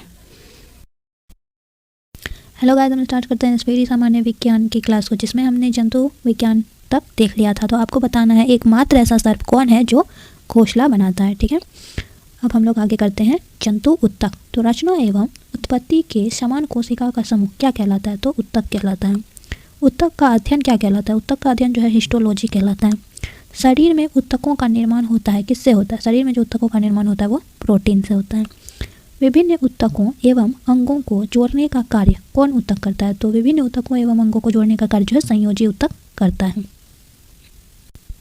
संयोजी उत्तक में पाए जाने वाले 2 तंतु होते हैं। ठीक है। कौन कौन? तो टेंडन और लिगामेंट, जिसे स्नायु भी कहते हैं। मांसपेशियों को अस्थियों से जोड़ता है कौन? तो टेंडन जोड़ता है। ठीक है। अस्थियों को अस्थियों से कौन जोड़ता है? तो लिगामेंट जोड़ता है। चेतना उत्तक कहलाता है। चेतना उत्तक कहलाता है कौन? तंत्रिका उत्तक। तंत्रिका उत्तक की कोशिकाओं को कहा जाता है, क्या कहा जाता है? तो तंत्रिका कोशिका या न्यूरॉन कहा जाता है। 2 न्यूरॉन के बीच की जगह को साइनेप्स कहते हैं। 2 न्यूरॉन के बीच की जगह को जो है साइनेप्स कहते हैं। संवेदना को शरीर के एक भाग से दूसरे भाग में भेजने का कार्य करती है। कौन सी कोशिका करती है? तो तंत्रिका कोशिका करती है। मस्तिष्क व मेरुरज्जु बनते हैं किससे? तो तंत्रिका उत्तक से जो है मस्तिष्क एवं मेरुरज्जु बनते हैं। नेक्स्ट है हमारा, शरीर में मांसपेशियों की कुल संख्या कितनी होती है? तो शरीर में मांसपेशियों की कुल संख्या 639 होती है। मानव शरीर की सबसे बड़ी मांसपेशी को क्या कहते हैं? तो ग्लूटियस मैक्सिमस कहते हैं। ठीक है। मानव शरीर की सबसे छोटी मांसपेशी को क्या कहते हैं? तो स्टेपिडियस कहते हैं, सबसे छोटी मांसपेशियों को। नेक्स्ट है हमारा मानव रक्त। तो मानव रक्त मतलब खून, ये क्या होता है? तो ये जो है एक तरल संयोजी उत्तक होता है। रक्त का अध्ययन या खून का अध्ययन जो है क्या कहलाता है? ब्लड का, तो हेमाटोलॉजी कहलाता है। रक्त का पीएच मान कितना होता है? तो 7.4 होता है। स्वस्थ शरीर में रक्त की मात्रा कितनी होती है? तो स्वस्थ शरीर में रक्त की मात्रा 5 से 6 लीटर होती है। रक्त की मात्रा शरीर के भार का कितना % होता है? तो 7% होता है। महिलाओं में पुरुषों की तुलना में रक्त जो है कितना कम होता है? तो 1/2 मतलब ½ लीटर जो है कम होता है। रक्त का मुख्य कार्य क्या? ठीक है। रक्त का मुख्य कार्य जो है क्या है? तो शरीर के ताप का जो है नियंत्रण करना और शरीर के रोगों से रक्षा करना है। रक्त में पाए जाने वाले धातु जो होती है वो कौन सी होती है? तो रक्त में पाए जाने वाली धातु जो है लोहा होती है। रक्त को सुरक्षित रखा जाता है कितने डिग्री फ़ारेनहाइट पर? तो 40 डिग्री फ़ारेनहाइट पर। आगे, रक्त का लाल रंग जो है किसके कारण होता है? तो रक्त का लाल रंग जो है वो हीमोग्लोबिन के कारण होता है। हीमोग्लोबिन है प्रोटीन का एक यौगिक। हीमोग्लोबिन में मौजूद लौह यौगिक है। हीमोग्लोबिन में मौजूद एक लौह यौगिक है हीमेटीन। हीमोग्लोबिन में पाई जाने वाली तत्व कौन है? लोहा है। हीमोग्लोबिन का कार्य है ऑक्सीजन का परिवहन। नेक्स्ट है हमारा रक्त प्लाज्मा। तो रुधिर का तरल भाग होता है प्लाज्मा। पदार्थ की चतुर्थ अवस्था होती है प्लाज्मा। ठीक है। रक्त प्लाज्मा होता है कैसा? तो रंगहीन होता है। ठीक है। आगे हमारा रक्त का कितना % भाग जो है प्लाज्मा होता है? तो रक्त का 55% भाग जो है प्लाज्मा होता है। प्लाज्मा में जल का प्रतिशत कितना होता है? तो 90% होता है, 90%। बचे हुए भोजन का संवहन करता है कौन करता है? तो प्लाज्मा करता है। फाइब्रिनोजन एल्ब्यूमिन है, प्लाज्मा प्रोटीन है। ठीक है। रक्त को थक्का बनाने में सहायक अनिवार्य प्रोटीन होता है कौन होता है? तो फाइब्रिनोजन होता है। प्लाज्मा में से फाइब्रिनोजन जो नामक प्रोटीन निकाल देने पर शेष प्लाज्मा जो है क्या कहलाता है? तो सेरम कहलाता है। एंटीबॉडी है एक प्रकार का प्रोटीन। एंटीबॉडी पाया जाता है रक्त प्लाज्मा में। ठीक है, शरीर के अंदर रक्त को जमने से रोकता है। कौन रोकता है? तो हिपेरिन नामक प्रोटीन जो है शरीर के अंदर रक्त को जमने से रोकता है। नेक्स्ट है हमारा रक्त कणिकाएँ। तो रक्त को जो है 3 भागों में बांटा जाता है। ठीक है, एक होता है लाल रक्त कणिकाएँ RBC, एक होता है श्वेत रक्त कणिकाएँ WBC, और तीसरा होता है रक्त बिंबाणु जिसे ब्लड प्लेटलेट्स कहते हैं। लाल रक्त कण का निर्माण जो है कहाँ होता है? तो अस्थि मज्जा में होता है। लाल रक्त कण का जो जीवन काल होता है 20 से 120 दिन तक होता है। ठीक है, श्वेत रक्त कण का निर्माण होता है कहाँ होता है? तो अस्थि मज्जा, लिम्फ नोड, यकृत, प्लीहा में श्वेत रक्त कण का निर्माण होता है। अस्थि मज्जा, लिम्फ नोड, यकृत और प्लीहा में। श्वेत रक्त कण का जो जीवन काल है वो 2 से 4 दिन का होता है। श्वेत रक्त कण को जो है क्या कहा जाता है? तो ल्यूकोसाइट कहा जाता है। लाल रक्त कण को क्या कहा जाता है? तो इरिथ्रोसाइट कहा जाता है। सबसे बड़ा श्वेत रक्त कण है कौन? तो मोनोसाइट जो है सबसे बड़ा श्वेत रक्त कण है। ठीक है, लाल रक्त कण RBC का मुख्य कार्य क्या होता है? तो लाल रक्त RBC का जो है मुख्य कार्य होता है शरीर की हर कोशिकाओं में ऑक्सीजन पहुंचाना। श्वेत रक्त कण WBC का मुख्य कार्य क्या होता है? तो शरीर के रोगों के संक्रमण से बचाना। एंटीजन पाया जाता है, एंटीजन पाया जाता है RBC में। एंटीजन जो है 2 प्रकार के होते हैं, A और B। RBC की रेड ब्लड सेल की संख्या जो है मापी जाती है। किससे मापी जाती है? तो हीमोसाइटोमीटर से मापी जाती है। RBC का जो कब्रगाह कहलाता है। कौन कहलाता है? तो प्लीहा को कब्रगाह कहलाता है RBC का। ब्लड बैंक कहलाता है कौन? तो प्लीहा, स्प्लीन भी कहते हैं। रक्त के थक्का बनने में सहायक होता है कौन? तो प्लेटिपस। प्लेटलेट्स का जीवन काल जो होता है 3 से 5 दिन का होता है। प्लेटलेट्स का निर्माण कहाँ होता है? तो अस्थि मज्जा में होता है। प्लेटलेट्स की मृत्यु होती है कहाँ होती है? तो प्लेटलेट्स की मृत्यु जो है ये भी प्लीहा में होती है। खून थक्का नहीं जमता, खून थक्का जो है नहीं जमता है किस रोग में? तो हीमोफीलिया रोग में। रक्त जो है थक्का बनाने में सहायक विटामिन कौन सा होता है? तो विटामिन K रक्त थक्का बनने में सहायक होता है। लाल रुधिराणु नहीं बनते हैं कौन से रोग में? तो थैलीसीमिया रोग में जो है लाल रुधिराणु नहीं बनते हैं। रक्त में WBC की अत्यधिक मात्रा में उपस्थित कहलाती है ल्यूकेमिया।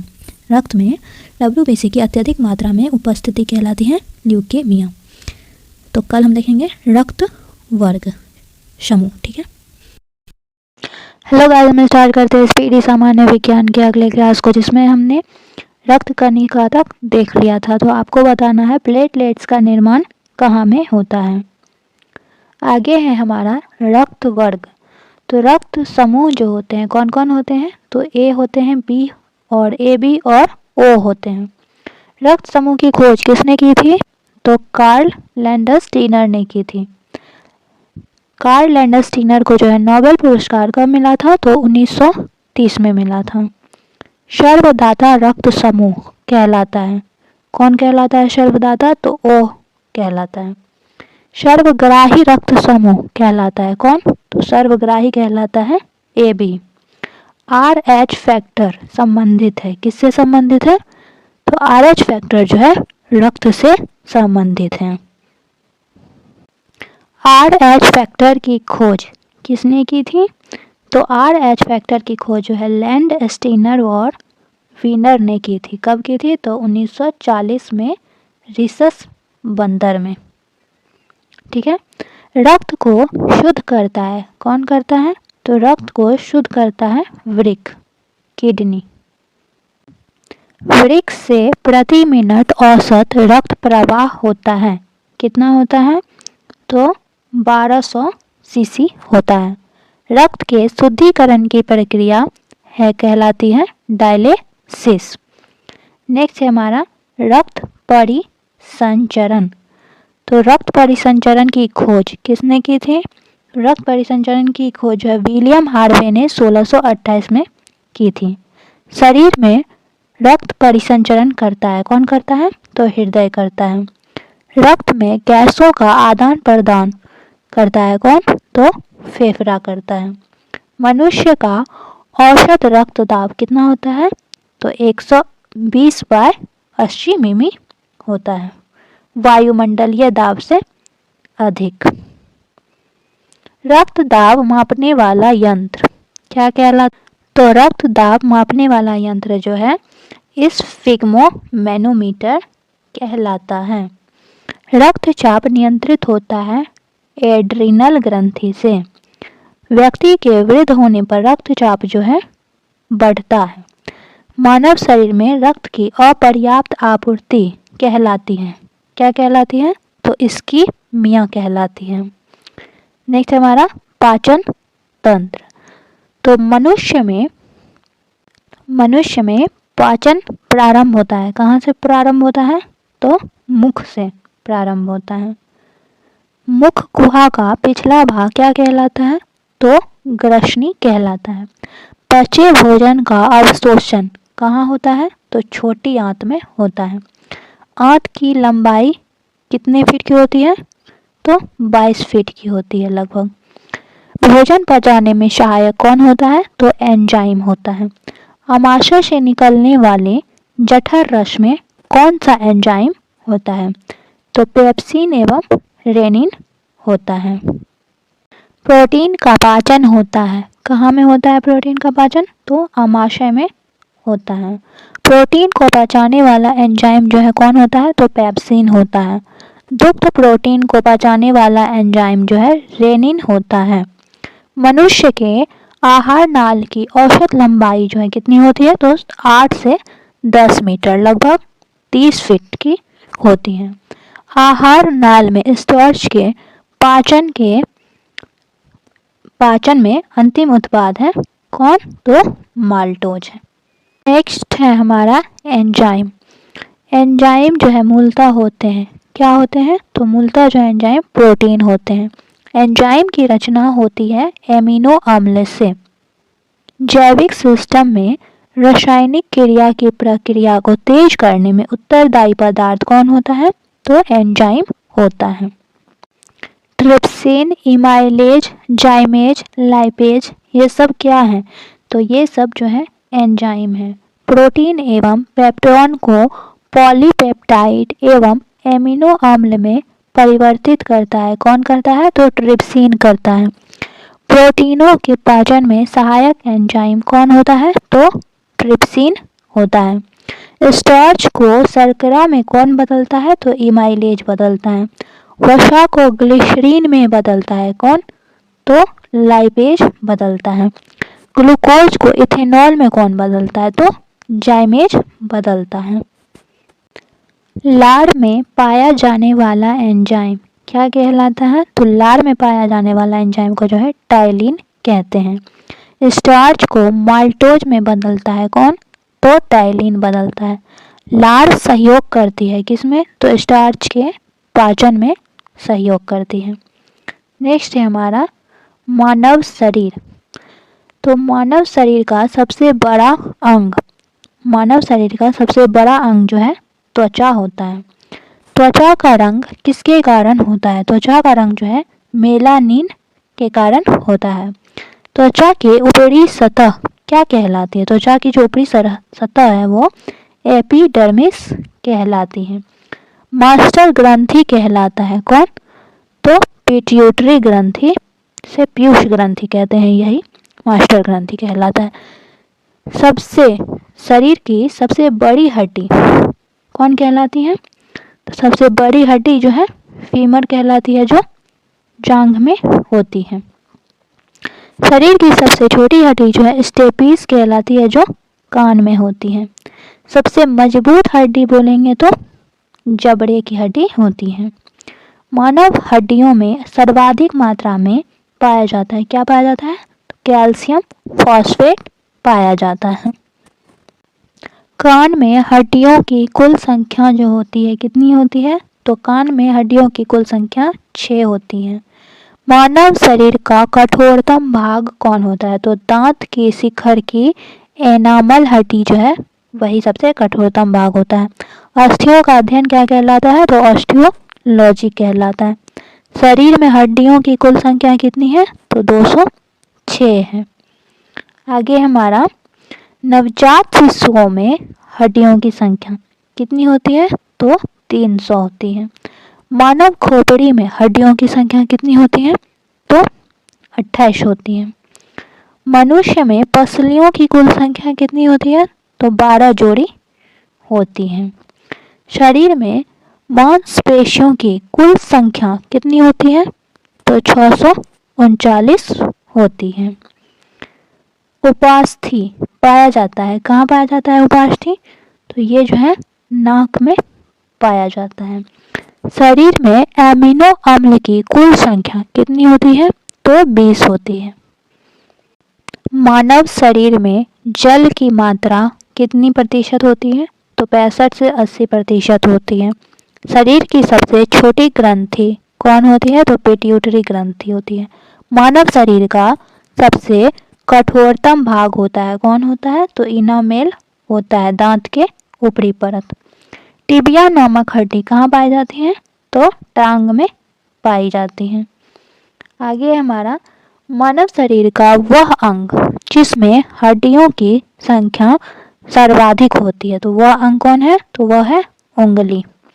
शरीर में प्रचुर पाया जाने वाला तत्व कौन है? तो ऑक्सीजन है। मानव शरीर का सामान्य ताप कितना होता है? तो 98.6 डिग्री फ़ारेनहाइट बोलिए, 37 डिग्री सेल्सियस, और केल्विन में जो है 310 केल्विन होता है। आगे है हमारा मनुष्य में मेरुदंड से कितनी जोड़ी तंत्रिका निकलती है? तो मनुष्य में जो है मेरुदंड से 31 जोड़ी तंत्रिका निकलती है। मनुष्य में श्वसन दर होता है 16 से 18 बार। शिशुओं में श्वसन दर होता है 44 बार प्रति मिनट। पैर में हड्डियों की कुल संख्या कितनी होती है? तो पैर में जो है हड्डियों की कुल संख्या 60 होती है। बाल एवं नाखूनों की रचना होती है किससे? तो केराटिन नामक प्रोटीन से। मनुष्य में दांत पाए जाते कितने प्रकार के? तो 4 प्रकार के। मनुष्य के जीवन काल में कितने दांत जो है 2 बार विकसित होते हैं? तो 20 दांत जो है 2 बार विकसित होते हैं। दांतों एवं हड्डियों के निर्माण हेतु आवश्यक तत्व कौन होता है? कैल्शियम एवं फास्फोरस होता है। हेलो गाइस, हम स्टार्ट करते हैं स्पीडी सामान्य विज्ञान के क्लास को, जिसमें हमने मानव शरीर तक देख लिया था। तो आपको बताना है शिशुओं में श्वसन दर प्रति मिनट कितना होता है। नेक्स्ट टॉपिक है हमारा यकृत। तो यकृत मानव शरीर की सबसे बड़ी ग्रंथि जो है कौन होती है? तो यकृत होती है। यकृत का जो वजन होता है कितना होता है? तो 1.5 से 2 किलोग्राम, 1.5 से 2 किलोग्राम होता है लगभग। पीत स्रावित होता है किसके द्वारा? तो यकृत के द्वारा। पीत होता है पीले और हरे रंग का क्षारीय द्रव। पीत का pH मान 7.7 होता है। पीत जमा होता है पित्ताशय में, गॉल ब्लैडर में। यकृत में भविष्य में के लिए जो है कौन सा विटामिन भंडारित होता है? तो विटामिन ए जो है भंडारित रहता है। रक्त में ग्लूकोज की मात्रा को नियमित बनाए रखता है कौन? तो यकृत। फाइब्रिनोजेन तथा हिपेरिन नामक प्रोटीन का उत्पादन जो है यकृत के द्वारा होता है। शरीर में यकृत को जमने से रोकता है कौन? तो हिपेरिन। रक्त के थक्का बनने में मदद करता है फाइब्रिनोजेन। मृत आरबीसी को नष्ट करता है कौन? तो यकृत जो है नष्ट करता है। शरीर का ब्लड बैंक कौन कहलाता है? तो प्लीहा कहलाता है। शरीर के ताप को बनाए रखने में मदद करता है यकृत। प्रोटीन की अधिकतम मात्रा को कार्बोहाइड्रेट में परिवर्तित करता है यकृत। नेक्स्ट हमारा अग्नाशय। तो शरीर की दूसरी सबसे बड़ी ग्रंथि होती है अग्नाशय। ट्रिप्सिन स्रावित होता है अग्नाशय के द्वारा। लैंगरहैंस की द्वीपिका पाई जाती है अग्नाशय पेनक्रियाज में। इंसुलिन स्रावित होता है अग्नाशय के द्वारा। इंसुलिन है प्रोटीन श्रृंखला या पेप्टाइड हार्मोन। इंसुलिन में उपस्थित धातु जस्ता होती है। इंसुलिन प्राप्त होता है डहेलिया के जड़ों से। मधुमेह रोग होता है इंसुलिन की कमी से। मधुमेह रोग होता है इंसुलिन की कमी से। इंसुलिन की खोज की थी बेटिंग एवं वेस्ट ने। पहली बार इंसुलिन का इंजेक्शन दिया गया था किसे? तो 1922 में लियोनार्ड थॉम्पसन को कनाडा में। रुधिर में ग्लूकोज की मात्रा बढ़ना क्या कहलाता है? तो मधुमेह कहलाता है। रक्त ग्लूकोज स्तर को व्यक्त किया जाता है मिलीग्राम प्रति डेसीलीटर में। आगे हमारा अग्नाशय को पाचक रस के उत्पादन के लिए कौन सा हार्मोन उत्तेजित करता है? तो ये है सिक्रेटिन। नेक्स्ट है हमारा हृदय। सबसे शरीर का जो है व्यस्त अंग होता है हृदय। हृदय का भार 300 ग्राम लगभग होता है। मनुष्य के हृदय में 4 कोष्ठ होते हैं। हृदय का मुख्य कार्य होता है शरीर के विभिन्न भागों को रक्त पहुंचाना। शरीर से हृदय की ओर रक्त ले जाने वाली रक्तवाहिनी शिरा कहलाती है। रक्त से शरीर की ओर रक्त ले जाने वाली रक्तवाहिनी धमनी कहलाती है। अशुद्ध रक्त जो कार्बन डाइऑक्साइड युक्त रक्त होती है उसका संवहन जो है कौन करता है? तो फुफ्फुसीय धमनी करता है। नेक्स्ट है हमारा जो शुद्ध रक्त होता है ऑक्सीजन युक्त रक्त उसका संवहन करता है कौन करता है? तो फुफ्फुसीय शिरा करता है। मनुष्य का हृदय प्रति मिनट 72 बार धड़कता है। हृदय के सिकुड़ने को सिस्टोल कहते हैं।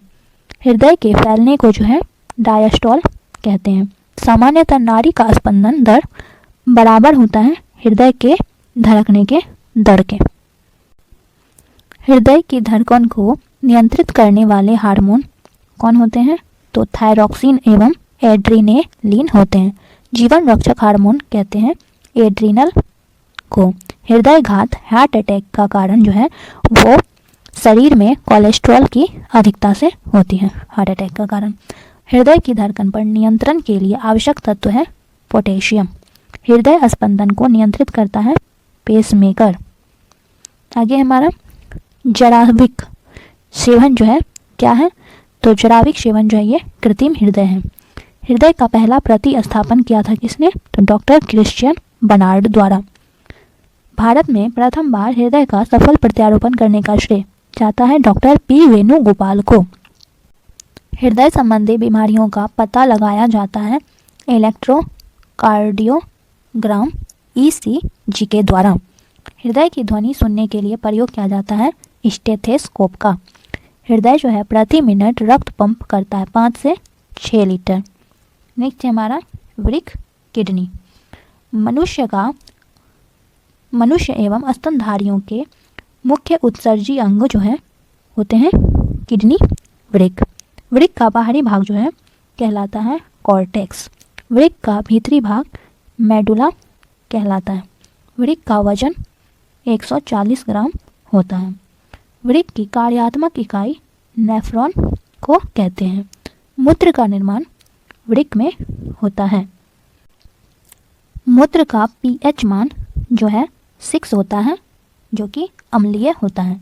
स्वस्थ मनुष्य प्रतिदिन पेशाब करता है 1.5 मतलब 1.5 लीटर। मानव मूत्र में उत्सर्जित होता है विटामिन C। मानव गुर्दे वृक्क में बनने वाली पथरी बनी होती है कैल्शियम ऑक्जेलेट की। मूत्र का रंग पीला होता है किसके कारण होता है? तो यूरोक्रोम के कारण होता है। रक्त से यूरिया को पृथक करता है वृक्क। किडनी। यूरिया सर्वाधिक पाया जाता है मूत्र में। शरीर में यूरिया किस अंग में बनता है? तो यकृत में बनता है। मूत्र दुर्गंध देता है यूरिया के कारण। ठीक है। नेक्स्ट हमारा मानव मस्तिष्क। तो मस्तिष्क बना होता है किसका बना होता है? तो तंत्रिका ऊतकों से। मस्तिष्क का वजन 1300 से 1400 ग्राम होता है। मस्तिष्क 3 भाग में विभक्त होते हैं कौन कौन? तो अग्र मस्तिष्क, मध्य मस्तिष्क और पश्च मस्तिष्क। आगे हमारा मानव मस्तिष्क का सबसे विकसित और सबसे बड़ा भाग होता है सेरिब्रम होता है। और जो सेरिब्रम होता है ये प्रमस्तिष्क में आते हैं। सेरिब्रम जो है उपभाग है अग्र मस्तिष्क का। मनुष्य की चेतना, तर्क, स्मरण क्षमता तथा बुद्धि को नियंत्रित करता है सेरिब्रम। इत्र की तीखी गंध अथवा सुगंध की पहचान मस्तिष्क के किस भाग द्वारा होती है? तो सेरिब्रम के द्वारा होती है। थैलमस एवं हाइपोथैलमस मौजूद होता है अग्र मस्तिष्क में। दर्द, ठंडा, गर्म की पहचान कौन करता है? तो थैलमस करता है। आगे है शरीर का ताप, रक्तचाप, प्रजनन क्षमता, निद्रा को नियंत्रित करता है कौन? तो हाइपोथैलमस। दृष्टि, ज्ञान एवं श्रवण शक्ति पर नियंत्रण का केंद्र होता है कार्पोरा क्वाड्रिजेमिना। कार्पोरा क्वाड्रिजेमिना होता है मध्य मस्तिष्क का पश्च भाग। मानव मस्तिष्क का दूसरा सबसे बड़ा भाग होता है सेरिबेलम, ठीक है, अनु मस्तिष्क वो भी बोलते हैं इनको। सेरिबेलम तथा मेडुला ऑब्लंगेटा उपभाग है किस मस्तिष्क का? तो पश्च मस्तिष्क का। सेरिबेलम का मुख्य कार्य होता है क्या होता है? तो शरीर के संतुलन को बनाए रखना, ठीक है। आगे हमारा हृदय स्पंदन, गति तथा श्वसन दर को नियंत्रित करता है कौन करता है? तो मेडुला ऑब्लंगेटा करता है। मेरुरज्जु स्पाइनल कोड होता है मेडुला ऑब्लंगेटा का जो है पिछला भाग होता है। मेरुरज्जु या कशेरुक रज्जु से जो है कितनी जोड़ी तंत्रिकाएं निकलती हैं? तो 31 जोड़ी 31 जो है निकलती हैं। शरीर में प्रतिवर्ती क्रियाओं का नियंत्रण होता है किसके द्वारा होता है? तो कशेरुक रज्जु के द्वारा होता है। मस्तिष्क में सूजन आने से कौन सी बीमारी होती है? तो मेनिंजाइटिस होती है। अल्जाइमर रोग प्रभावित करता है मस्तिष्क को प्रभावित करता है। मस्तिष्क की बीमारियों का पता लगाया जाता है किससे? तो ईईजी के द्वारा, इलेक्ट्रोइनसेफेलोग्राफ के द्वारा। तो ईईजी का जो फुल फॉर्म क्या होता है? तो इलेक्ट्रोइनसेफेलोग्राफ के द्वारा जो है मस्तिष्क की बीमारियों का पता लगाया जाता है और यह इसका फुल फॉर्म, ठीक है। हेलो गाइस, हम स्टार्ट करते हैं स्पीडी सामान्य विज्ञान के अगले क्लास को, जिसमें हमने मानव मस्तिष्क तक देख लिया था। तो आपको बताना है मस्तिष्क में सूजन होने से कौन सी बीमारी होती है, ठीक है। नेक्स्ट टॉपिक है हमारा प्रमुख ग्रंथियाँ। तो मास्टर ग्रंथि कहलाता है पीयूष ग्रंथि। पीयूष ग्रंथि का जो भार होता है कितना होता है? तो 0.5 ग्राम होता है। सबसे छोटी अंतःस्रावी ग्रंथि होती है पिट्यूटरी ग्रंथि। सबसे बड़ी अंतःस्रावी ग्रंथि होती है थायराइड ग्रंथि। पीयूष ग्रंथि पाई जाती है मस्तिष्क में। थायराइड ग्रंथि पाई जाती है गले में। थायराइड ग्रंथि स्रावित करता है थायरॉक्सिन। थायराइड ग्रंथि से थायरॉक्सिन स्रावित करने हेतु उत्तेजित करने वाला हार्मोन होता है TSH। TSH को स्रावित करता है पीयूष ग्रंथि। थायरॉक्सिन है आयोडीन युक्त एमिनो अम्ल। घेंघा रोग होता है आयोडीन की कमी से। रक्त शर्करा तथा रक्तचाप को नियंत्रित करता है एड्रिनल ग्रंथि, अधिवृक्क ग्रंथि कहते हैं। आपातकालीन हार्मोन किसे कहते हैं? तो एड्रेनालिन को कहते हैं। लड़ो और उड़ो हार्मोन कहलाता है एड्रेनालिन। गाय भैंसों के थनों से दूध उतारने के लिए किस हार्मोन का इंजेक्शन लगाया जाता है? तो ऑक्सीटोसिन। ब्रोंकाइटिस एक रोग है श्वास नली का। लैक्रिमल ग्रंथियां स्रावित करती है आंसू को, ठीक है। नरों में प्राथमिक लैंगिक अंग होता है वृषण। एंड्रोजेन स्रावित होता है वृषण से। स्त्रियों में जनन अंग होता है अंडाशय। स्त्रीलिंग हार्मोन कहलाता है एस्ट्रोन। पुरुष हार्मोन कहलाता है एंड्रोस्टेरोन, ठीक है। पुरुष विकास हार्मोन कहलाता है टेस्टोस्टेरोन। स्त्री विकास हार्मोन कहलाता है एस्ट्रोजेन। एस्ट्रोजेन उत्पादित होता है पुट्टिका द्वारा, ठीक है। आगे है हमारा गर्भधारण के लिए आवश्यक हार्मोन कहलाता है प्रोजेस्टेरोन। पुरुषों की नसबंदी वेसेक्टोमी कहलाती है। स्त्रियों की नसबंदी ट्यूबेक्टोमी कहलाती है। हेलो गाइस, हम स्टार्ट करते हैं स्पीडी सामान्य विज्ञान की क्लास को, जिसमें हमने जनन अंग तक देख लिया था। तो आपको बताना है आपातकालीन हार्मोन किसे कहते हैं। नेक्स्ट टॉपिक है हमारा पोषक पदार्थ। तो शरीर को ऊर्जा प्रदान करता है, कौन करता है, तो कार्बोहाइड्रेट करता है। कार्बोहाइड्रेट का स्रोत होता है गेहूं और चावल, आलू, शर्करा, मधु, शकरकंद और गन्ना जो है ये सब प्रमुख में आते हैं। तत्काल ऊर्जा के लिए जो है खिलाड़ी को दिया जाता है, क्या दिया जाता है, तो कार्बोहाइड्रेट दिया जाता है। प्रोटीन होता है, प्रोटीन जो है एक जटिल कार्बनिक यौगिक होता है। प्रोटीन शब्द का जो है सर्वप्रथम प्रयोग किया था किसने, तो जे बर्जेलियस ने किया था। ठीक है। प्रोटीन का मूल स्रोत जो होता है कौन सा होता है, तो मटर, सोयाबीन, राजमा, चना, पनीर, मछली, अंडा और दूध। प्रोटीन बना होता है जो 20 प्रकार के एमिनो अम्ल से मिलकर। ठीक है। मनुष्य के शरीर में कितने प्रकार की प्रोटीन की आवश्यकता होती है, तो 20 प्रकार की। सभी एंजाइम बने होते हैं तो प्रोटीन के बने होते हैं। प्रोटीन की कमी से बच्चों में बीमारी होती है, कौन सी, मरासमस एवं क्वाशियोर। ठीक है। आगे है वसा होता है। वसा जो होता है वसीय अम्ल और ग्लिसरॉल होता है। वसा का संश्लेषण कहाँ में होता है, तो माइटोकॉन्ड्रिया में होता है। शरीर को ऊर्जा प्रदान करता है कौन, तो वसा। त्वचा जो है रूखी हो जाती है वसा की कमी से। वसा का मूल स्रोत होता है मक्खन, घी। दूध को पाश्चुरीकृत किया जाता है कितने डिग्री सेल्सियस पर, तो 62 डिग्री सेल्सियस पर। दूध पाश्चुराइजेशन की खोज किसने की थी, तो लुई पास्चर ने किया था। दूध का पीएच मान होता है 6.4। दूध के प्रोटीन को पचाने वाला एंजाइम होता है रेनिन। दूध की शुद्धता मापी जाती है लैक्टोमीटर से। BHC 10% का व्यापारिक नाम क्या है, तो गैमेक्सिन है। दूध खट्टा होता है जीवाणु के कारण। दूध में पाई जाने वाली शर्करा है लैक्टोज है। दूध में उपस्थित प्रोटीन कौन है, तो दूध में उपस्थित प्रोटीन है केसीन।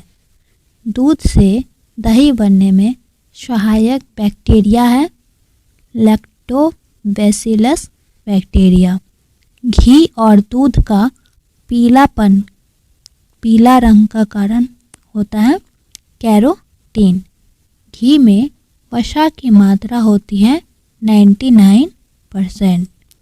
दूध में वसा मापने का यंत्र होता है व्यूटारोमीटर। नेक्स्ट है टॉपिक है हमारा विटामिन।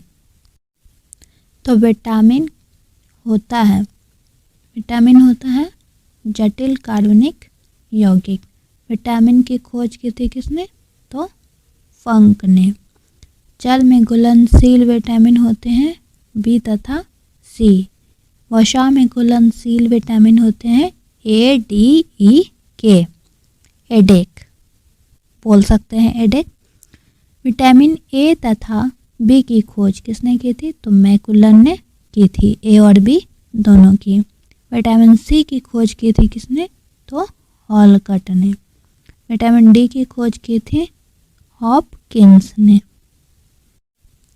विटामिन ए का रासायनिक नाम क्या होता है, तो रेटिनॉल। रतौंधी होता है विटामिन ए की कमी से। विटामिन ए का स्रोत क्या सब होता है, तो दूध, अंडा, पनीर। विटामिन शरीर में जो विटामिन ए संचित रहता है कहाँ रहता है, तो यकृत में। विटामिन B1 का रासायनिक नाम होता है थायमीन। ठीक है। विटामिन B1 का रासायनिक नाम है तो थायमिन है। बेरी बेरी होता है विटामिन B1 के कमी से। विटामिन B2 का रासायनिक नाम है राइबोफ्लेविन। विटामिन B3 का नाम है नियासिन। पेलाग्रा होता है तो पेलाग्रा जो है विटामिन B3 की कमी से होता है। विटामिन B6 का रासायनिक नाम क्या है तो पायरिडॉक्सिन। विटामिन B7 का रासायनिक नाम क्या है तो बायोटीन। विटामिन B11 का रासायनिक नाम क्या है तो फॉलिक अम्ल है। विटामिन B12 का रासायनिक नाम क्या है तो साइनोकोबालामीन हो जाएगा। कोबाल्ट पाया जाता है किसमें तो विटामिन B12 में। विटामिन C का रासायनिक नाम क्या है तो एस्कॉर्बिक एसिड है। स्कर्वी रोग होता है किसकी कमी से तो विटामिन C की कमी से। विटामिन C का स्रोत क्या सब होता है नींबू, संतरा, नारंगी। आगे हमारा घाव भरने में सहायक विटामिन कौन सा होता है तो विटामिन C। विटामिन D का रासायनिक नाम क्या है तो कैल्सीफेरॉल। रिकेट्स रोग होता है विटामिन D की कमी से। विटामिन D का मुख्य स्रोत होता है सूर्य प्रकाश। ठीक है। विटामिन D में पाया जाता है विटामिन D में जो है पाया जाता है कैल्सीफेरॉल।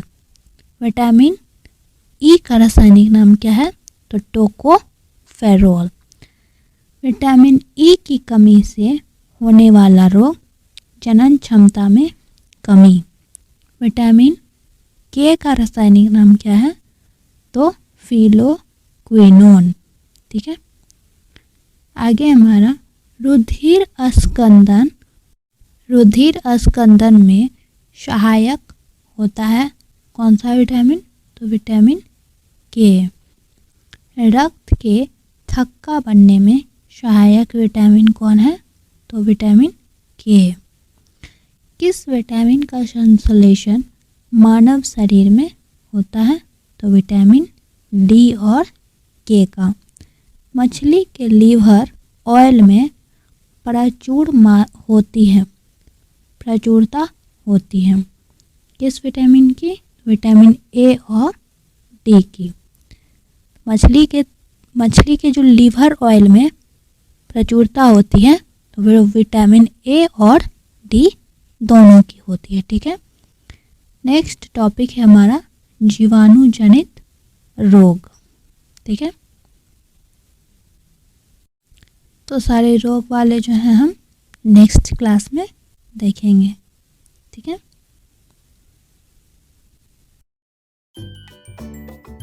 हेलो गाइस, हम स्टार्ट करते हैं स्पीडी सामान्य विज्ञान के अगले क्लास को, जिसमें हमने जीव विज्ञान के विटामिन तक देख लिया था। तो आपको बताना है विटामिन की खोज किसने की थी। ठीक है। नेक्स्ट टॉपिक है हमारा जीवाणु जनित रोग। तो ये टॉपिक बहुत इम्पॉर्टेंट है, आप लोग इस वीडियो को पूरा देखिएगा। ठीक है। जीवाणु जनित रोग हैं कौन सब हैं तो हैजा, डिफ्थीरिया, काली खांसी, टिटनेस, प्लेग, टाइफाइड, क्षय रोग को ही जो है तपेदिक या टीबी भी बोलते हैं, और कुष्ठ रोग। ये सब जो है प्रमुख जीवाणु जनित रोग हैं। नेक्स्ट है हमारा एंटीबायोटिक एम्पिसिलिन प्राप्त होती है किससे होती है तो बैक्टीरिया से प्राप्त होती है। आगे हमारा एंटीबायोटिक्स नष्ट करते हैं किसको नष्ट करते हैं तो बैक्टीरिया को नष्ट करते हैं। एंटीबायोटिक्स के जनक कौन थे तो सेलमैन, वाक्समैन थे। हैजा और टाइफाइड होता है किस प्रदूषण से होता है तो हैजा और टाइफाइड जो है ये जल प्रदूषण से होता है। हैजा प्रभावित करता है किसको प्रभावित करता है तो आंत को प्रभावित करता है। टाइफाइड प्रभावित करता है किसको? तो आंत को प्रभावित करता है। ठीक है, हैजा और टाइफाइड दोनों जो है आंत को प्रभावित करता है। आगे है हमारा टाइफाइड, जिसे आंत ज्वर बोलते हैं। इसका पता लगाने के लिए किया जाता है क्या टेस्ट? तो विडाल टेस्ट किया जाता है। टाइफाइड के उपचार के लिए उपयोग किया जाता है किसका? तो क्लोरोमाइसिटिन औषधि का जो है प्रयोग किया जाता है। संक्रमित चूहे के काटने से क्या होता है? तो प्लेग होता है। ठीक है, आगे है प्लेग से प्रभावित होने वाला अंग। तो प्लेग से जो प्रभावित अंग होता है वो होते हैं गर्दन की ग्रंथियां एवं श्वसन तंत्र। ठीक है, काली खांसी को कहा जाता है, काली खांसी को क्या कहा जाता है? तो पर्टुसिस कहा जाता है। टीबी, ट्यूबरकुलोसिस या यक्ष्मा रोग, ये जो होता है किस बैक्टीरिया के द्वारा होता है? तो माइकोबैक्टीरियम बैक्टीरिया द्वारा होता है। ठीक है, टीबी से प्रभावित होने वाला अंग, टीबी से प्रभावित होने वाला अंग होता है फेफड़ा। टीबी के जीवाणु की खोज किसने की थी? तो रॉबर्ट कोच ने की थी। टीबी के इलाज में प्रयुक्त होता है स्ट्रेप्टोमाइसिन का जो है दवा का इलाज होता है, प्रयुक्त होता है। टीबी दिवस मनाया जाता है 24 मार्च को मनाया जाता है। बीसीजी का टीका लगाया जाता है किस रोग में लगाया जाता है बीसीजी का? तो यक्ष्मा में लगाया जाता है। ठीक है, बीसीजी का अर्थ होता है, क्या होता है बीसीजी का अर्थ? तो बैसिलस कालमेट ग्यूरिन इसका अर्थ होता है। शिशु में बीसीजी का टीका लगाया जाता है जन्म के तुरंत बाद। डॉट्स है, डॉट्स क्या है? तो टीबी के इलाज का अभियान है डॉट्स। डॉट्स का अर्थ क्या होता है? तो directly observed treatment short course, इसका अर्थ होता है। आगे है डिफ्थीरिया से प्रभावित अंग। डिफ्थीरिया से प्रभावित अंग होता है कौन? तो श्वास नली। टिटनेस रोग से प्रभावित अंग होता है तंत्रिका तंत्र। धनुष टंकार या लॉकजॉ रोग जो है वो कहलाता है कौन? तो टिटनेस। टिटनेस को ही धनुष टंकार या लॉकजॉ रोग भी कहते हैं। ट्रिपल एंटीजन वैक्सीन कहलाता है डीपीटी। ट्रिपल एंटीजन वैक्सीन जो है डीपीटी कहलाता है और डीपीटी का टीका लगाया जाता है डिफ्थीरिया में, काली खांसी में एवं टिटनेस रोग से बचाव हेतु। ठीक है, निमोनिया रोग का कारण क्या होता है? तो निमोनिया रोग का कारण जो है जीवाणु होता है। निमोनिया रोग प्रभावित करता है किसको? तो फेफड़ा को प्रभावित करता है। कुष्ठ रोग प्रभावित करता है संपूर्ण शरीर को। कुष्ठ रोग का अन्य नाम क्या है? तो कुष्ठ रोग का अन्य नाम है लेप्रोसी हैंसन रोग। कुष्ठ रोग का उपचार होता है किस दवाओं में? तो एमडीटी दवाओं में। ठीक है, आगे हमारा एमडीटी का पूर्ण रूप, एमडीटी का पूर्ण रूप होता है मल्टी ड्रग थेरेपी। एमडीटी में शामिल होते हैं डेप्सोन, क्लोफाइजिमिन एवं रिफेमिथिन। गोनोरिया और सिफिलिस क्या होता है? तो ये दोनों जो है यौन रोग होते हैं। नेक्स्ट है हमारा प्रोटोजोआ जनित रोग। ठीक है, तो प्रोटोजोआ जनित रोग कौन कौन होते हैं? मलेरिया, अतिसार, पायरिया, पेचिस, कालाजार, निंद्रा रोग, ये सभी जो है प्रोटोजोआ जनित रोग होते हैं। मलेरिया रोग होता है कौन से परजीवी से होता है मलेरिया रोग? तो प्लाज्मोडियम परजीवी से जो है मलेरिया रोग होता है। प्लाज्मोडियम परजीवी की खोज किसने की थी? तो सर रोनाल्ड रॉस ने की थी। मलेरिया का वाहक, मलेरिया का जो वाहक होता है कौन सा मच्छर होता है? तो मादा एनाफेलीज मच्छर जो है मलेरिया का वाहक होता है। मलेरिया से प्रभावित अंग होते हैं कौन सा? तो प्लीहा, जिसे तिल्ली भी कहते हैं। मलेरिया शब्द का जो है प्रथम प्रयोग किसने किया था? तो मैककुच्चाल ने किया था। मलेरिया उपचार हेतु प्रमुख औषधि कौन सी होती है? तो कुनैन होती है, ठीक है। और कुनैन जो है यह प्राप्त होता है किससे? तो सिनकोना की छाल से प्राप्त होता है। नेक्स्ट है हमारा ORT, ओरल राइड्रेशन थेरेपी की चिकित्सा किससे संबंधित है? तो अतिसार से, डायरिया से संबंधित है। अतिसार रोग का वाहक जो होता है घरेलू मक्खी होता है। अतिसार का प्रमुख कारक है रोटा वायरस। अतिसार का जो है रोटा वायरस प्रमुख कारक होता है। पायरिया बीमारी होती है दांतों एवं मसूढ़ों की, ठीक है। दांत की बीमारी होती है किसकी कमी से होती है? दांत की बीमारी तो फ्लोरीन की कमी से होती है। फ्लोरीन की कमी से जो होता है दांतों का क्षरण होता है। पेचिस होता है किस प्रोटोजोआ से? तो एंट अमीबा प्रोटोजोआ से। पेचिस रोग प्रभावित करता है किसको? तो आंत को प्रभावित करता है। कालाजार का कारक होता है लिस्मेनिया परजीवी। निद्रा रोग किस प्रोटोजोआ के कारण होता है? तो ट्रिपेनोसोमा प्रोटोजोआ से जो है निद्रा रोग होता है। नेक्स्ट है हमारा कि निद्रा रोग का वाहक है, निद्रा रोग का वाहक है सीसी मक्खी। नेक्स्ट है हमारा कवक, जिसे फफूंद बोलते हैं, तो कवक जनित रोग, ठीक है। तो दम्मा, एथलीट फुट, खाज, दाद, गंजापन आदि ये जो रोग होते हैं किसके कारण होते हैं? तो कवक फंगस के कारण होते हैं। एथलीट फुट का कारक होता है ट्राइकोफाइटोन। गंजापन का कारण होता है टीनिया कैप्टिस कवक। ये सभी जो है कवक से ही होते हैं, पर ये सब जो है कवक के नाम हैं। एंटीबायोटिक्स का निर्माण होता है किससे होता है? तो कवक से होता है, ठीक है। आगे है एंटीबायोटिक शब्द का सर्वप्रथम प्रयोग किया था किसने किया था? तो सेलमैन वाक्समैन ने 1942 में किया था। पहला एंटीबायोटिक्स कौन था? तो पेनिसिलिन था। पेनिसिलिन की खोज किसने की थी? तो अलेक्जेंडर फ्लेमिंग ने की थी।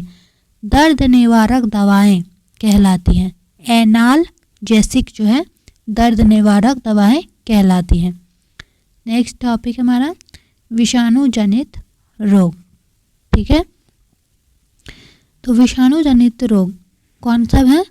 एड्स, डेंगू ज्वर, polio, influenza, rabies, trachoma, meningitis, चेचक, हर्पीज, खसरा, हेपेटाइटिस जिसे पीलिया भी बोलते हैं, छोटी माता, गलसुआ, ये सभी जो है विषाणु जनित रोग हैं, ठीक है। नेक्स्ट है हमारा एड्स का पूर्ण रूप क्या होता है? तो एड्स का पूर्ण रूप एक्वायर्ड इम्यूनो डिफेंसी सिंड्रोम होता है, ठीक है। Acquired immunodeficiency syndrome. AIDS प्रभावित करता है किस तंत्र को? तो प्रतिरक्षा तंत्र को। एड्स रोग होता है किससे? तो HIV विषाणु से। HIV विषाणु कहलाता है रेट्रोवायरस। HIV का पूर्ण रूप होता है ह्यूमन इम्यूनो डिफेंसी वायरस, ठीक है। आगे एड्स की जांच होती है कौन से टेस्ट से होती है? तो एलिसा टेस्ट से होती है। एलिसा का पूर्ण रूप होता है एंजाइम लिंक्ड इम्यूनोसॉर्बेंट ऐसे जो है इसका पूर्ण रूप होता है, ठीक है। एंजाइम लिंक्ड इम्यूनोसॉर्बेंट ऐसे एलिसा का पूर्ण रूप होता है। विश्व एड्स दिवस कब होता है?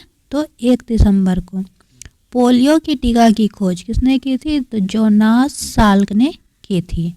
पोलियो ड्रॉप की खोज किसने की थी? तो अल्बर्ट साबिन ने की थी। पोलियो से प्रभावित अंग कौन सा होता है? तो तंत्रिका तंत्र होता है। आगे हमारा साल्क टीका संबंधित है। साल्क टीका संबंधित है किससे? तो पोलियो से। साल्क टीका का आविष्कार किसने किया था? तो जोनास साल्क ने किया था। विश्व पोलियो दिवस कब मनाया जाता है? तो 24 अक्टूबर को मनाया जाता है। भारत में पल्स पोलियो कार्यक्रम की शुरुआत कब हुई थी? तो 1995 में हुई थी। WHO ने भारत को पोलियो मुक्त देश घोषित किया। कब किया? तो 27 मार्च 2014 को घोषित किया। चेचक होता है किस विषाणु से? तो चेचक होते हैं वेरियोला जोस्टर विषाणु से। चेचक प्रभावित करता है पूरे शरीर को। चेचक के टीके की खोज किसने की थी? तो एडवर्ड जेनर ने किया था। विश्व से चेचक का उन्मूलन वर्ष कब था? तो 1980 में हो गया था। सार्स क्या है? सार्स एक विषाणु जनित श्वसन रोग है। सार्स होता है कोरोना वायरस से। ठीक है। सार्स का पूर्ण रूप क्या है? Severe acute respiratory syndrome. ठीक है। रेबीज प्रभावित करता है किसको? कौन से तंत्र को? तो तंत्रिका तंत्र को प्रभावित करता है। हाइड्रोफोबिया होता है रेबीज का विषाणु। जल से भय रोग का लक्षण होता है रेबीज में। रेबीज होता है किससे? तो पागल कुत्ते के काटने से जो है रेबीज होता है। रेबीज के टीके की खोज किसने की थी? तो लुई पास्चर ने किया था। ठीक है। हड्डी तोड़ ज्वर कहलाता है। हड्डी तोड़ ज्वर जो है कौन कहलाता है? तो डेंगू ज्वर कहलाता है। डेंगू का वाहक होता है एडिस एजिप्टी मच्छर। डेंगू बुखार में कमी होती है किसकी? तो प्लेटलेट्स की कमी होती है। जापानी इंसेफेलाइटिस होता है किससे? तो विषाणु से। जापानी इंसेफेलाइटिस रोग का वाहक होता है कौन होता है? तो क्यूलेक्स प्रजाति के मच्छर और शुअर जो है होते हैं। पीला बुखार होता है तो वायरस जनित बीमारी। पीला बुखार जो है वायरस जनित बीमारी होता है। आगे हमारा पीत ज्वर फैलता है किस मच्छर से? तो एडिस एजिप्टी मच्छर से पीत ज्वर फैलता है। स्वाइन फ्लू है वायरस जनित बीमारी। स्वाइन फ्लू वायरस का नाम क्या होता है? तो H1N1 होता है। बर्ड फ्लू जो है विषाणु जनित रोग है। ठीक है। आगे बर्ड फ्लू जो वायरस का नाम है क्या है? तो H5N1। हर्पीज रोग से प्रभावित होने वाला अंग होता है त्वचा। पीलिया हेपेटाइटिस से प्रभावित अंग है यकृत। रानीखेत बीमारी फैलती है वायरस द्वारा। रानीखेत बीमारी संबंधित है मुर्गियों से। जंतुओं में होने वाली फुट एंड माउथ रोग होता है विषाणु के कारण। ठीक है। जीका वायरस फैलता है। जीका वायरस जो है फैलता है मच्छरों के काटने से। इबोला है पश्चिम अफ्रीका में सीमित एक रोग। जीवाणु संक्रमण करने वाले विषाणु को क्या कहते हैं? तो जीवाणु विभोजी। ठीक है। छोटी माता रोग होता है। छोटी माता रोग होता है जल प्रदूषण से। ठीक है। तो नेक्स्ट है हमारा कोरोना कोविड-19। बहुत इम्पॉर्टेंट है ये भी, अगली क्लास में से हम देखेंगे। ठीक है। हेलो गाइस, हम स्टार्ट करते हैं स्पीडी सामान्य विज्ञान के अगले क्लास को, जिसमें हमने जीवाणु विषाणु जनित रोग सब देख लिए थे। तो नेक्स्ट टॉपिक है हमारा कोरोना कोविड-19। तो कोरोना वायरस की शुरुआत कब और कहाँ से हुई थी? तो 31 दिसंबर 2019 को चीन के हुबई प्रांत के वुहान शहर से हुई थी। कोरोना का आधिकारिक नाम क्या है? तो कोविड-19। कोविड का पूर्ण रूप क्या होता है? तो कोरोना वायरस डिसीज होता है। ठीक है। नेक्स्ट है हमारा WHO द्वारा वैश्विक बीमारी घोषित किया गया कब? तो 11 मार्च 2020 को घोषित किया गया। कोरोना वायरस से प्रभावित अंग होता है कौन? तो फेफड़ा होता है। भारत में कोरोना का पहला मामला सामने आया कहाँ में? तो केरल में। भारत में कोविड-19 टीकाकरण की शुरुआत कब हुई थी? 16 जनवरी 2021 को हुई थी। 100% कोविड-19 टीकाकरण लक्ष्य प्राप्त करने वाला पहला राज्य कौन बना? तो हिमाचल प्रदेश बना। कोरोना वायरस के प्रमुख वेरिएंट हैं alpha, beta, gamma, delta, Omicron है। ठीक है।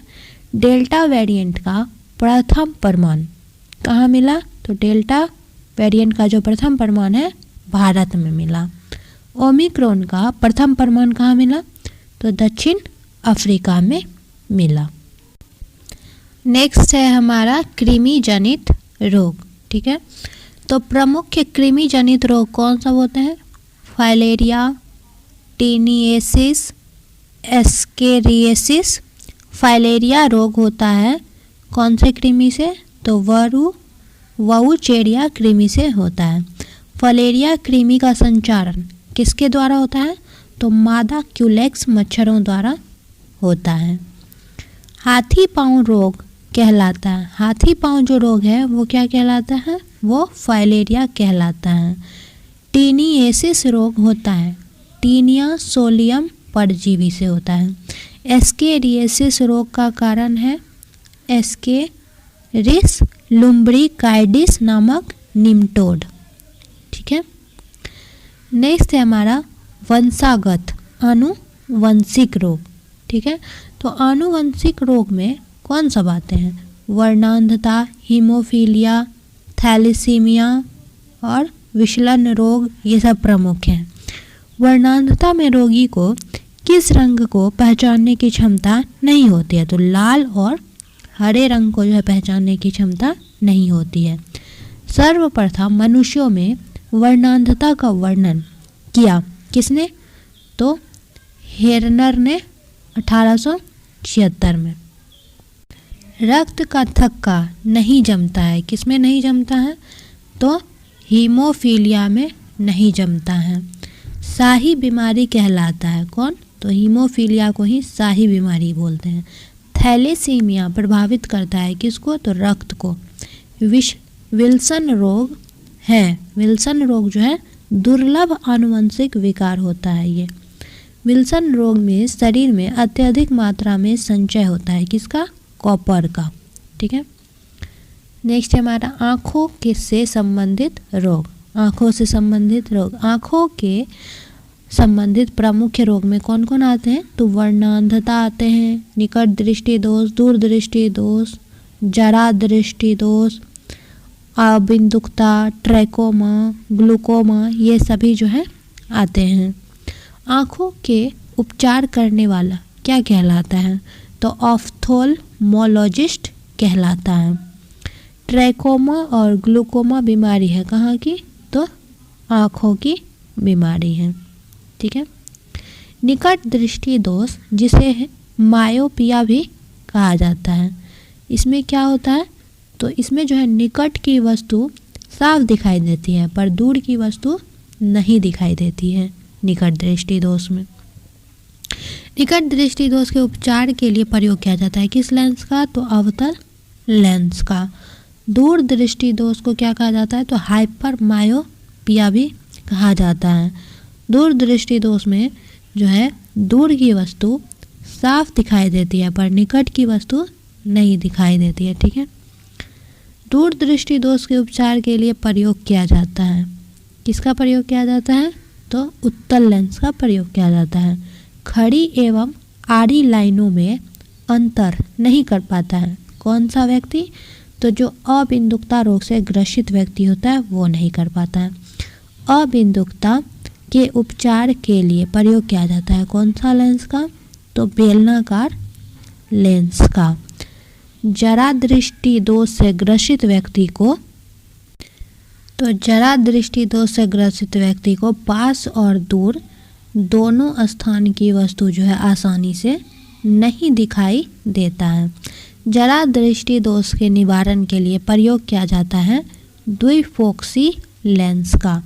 वर्णांधता रोग से ग्रसित व्यक्ति अंतर नहीं कर पाता है हरे एवं लाल रंगों में। ठीक है। ग्लूकोमा में जो है आँख की प्रकाशित तंत्रिका ग्रसित हो जाती है। ग्लूकोमा में आँख की प्रकाशित तंत्रिका जो है ग्रसित हो जाती है। नेक्स्ट है हमारा कैंसर रोग। तो कैंसर का अध्ययन क्या कहलाता है? कैंसर का अध्ययन जो है ऑन्कोलॉजी कहलाता है। कैंसर जांचने की विधि है बायोप्सी टेस्ट। कैंसर उत्पन्न करने वाले रसायन कहलाते हैं कार्सिनोजेन। कीमोथेरेपी की जाती है किसमें? तो कैंसर उपचार में। कोबाल्ट 60 प्रयुक्त होता है कैंसर इलाज में। ठीक है। कोबाल्ट 60 उत्सर्जित करता है कौन से किरण को? तो गामा किरण को। कैंसर की प्रसिद्ध दवा टैक्सोल किस वृक्ष से प्राप्त होती है? तो यू वृक्ष से प्राप्त होती है। ल्यूकेमिया जो है श्वेत रक्त कोशिकाओं का कैंसर है। ल्यूकेमिया श्वेत रक्त कोशिकाओं का कैंसर है। ब्लड कैंसर कहलाता है ल्यूकेमिया। नेक्स्ट है हमारा फास्फोरस 32 का प्रयोग किया जाता है। फास्फोरस 32 का प्रयोग किया जाता है ल्यूकेमिया के उपचार में। त्वचा का कैंसर क्या कहलाता है? तो कार्सिनोमस कहलाता है। कार्सिनोमस कहलाता है। आँख के कैंसर कहलाते हैं तो रेटिना ब्लास्टोमा कहलाते हैं। हड्डी का कैंसर होता है। हड्डी का कैंसर क्या कहलाता है? तो रेडियोधर्मी पदार्थ से कहलाता है। रेडियम प्लूटोनियम होते हैं। कैंसर प्रभावित कोशिका कहलाता है ट्यूमर। मस्तिष्क का कैंसर क्या कहलाता है? तो ब्रेन ट्यूमर कहलाता है। ट्यूमर के पहचान हेतु कौन सा रेडियोधर्मी समस्थानिक प्रयुक्त होता है? तो आर्सेनिक 74 प्रयुक्त होता है। लास्ट है हमारा आज अन्य रोग। ठीक है।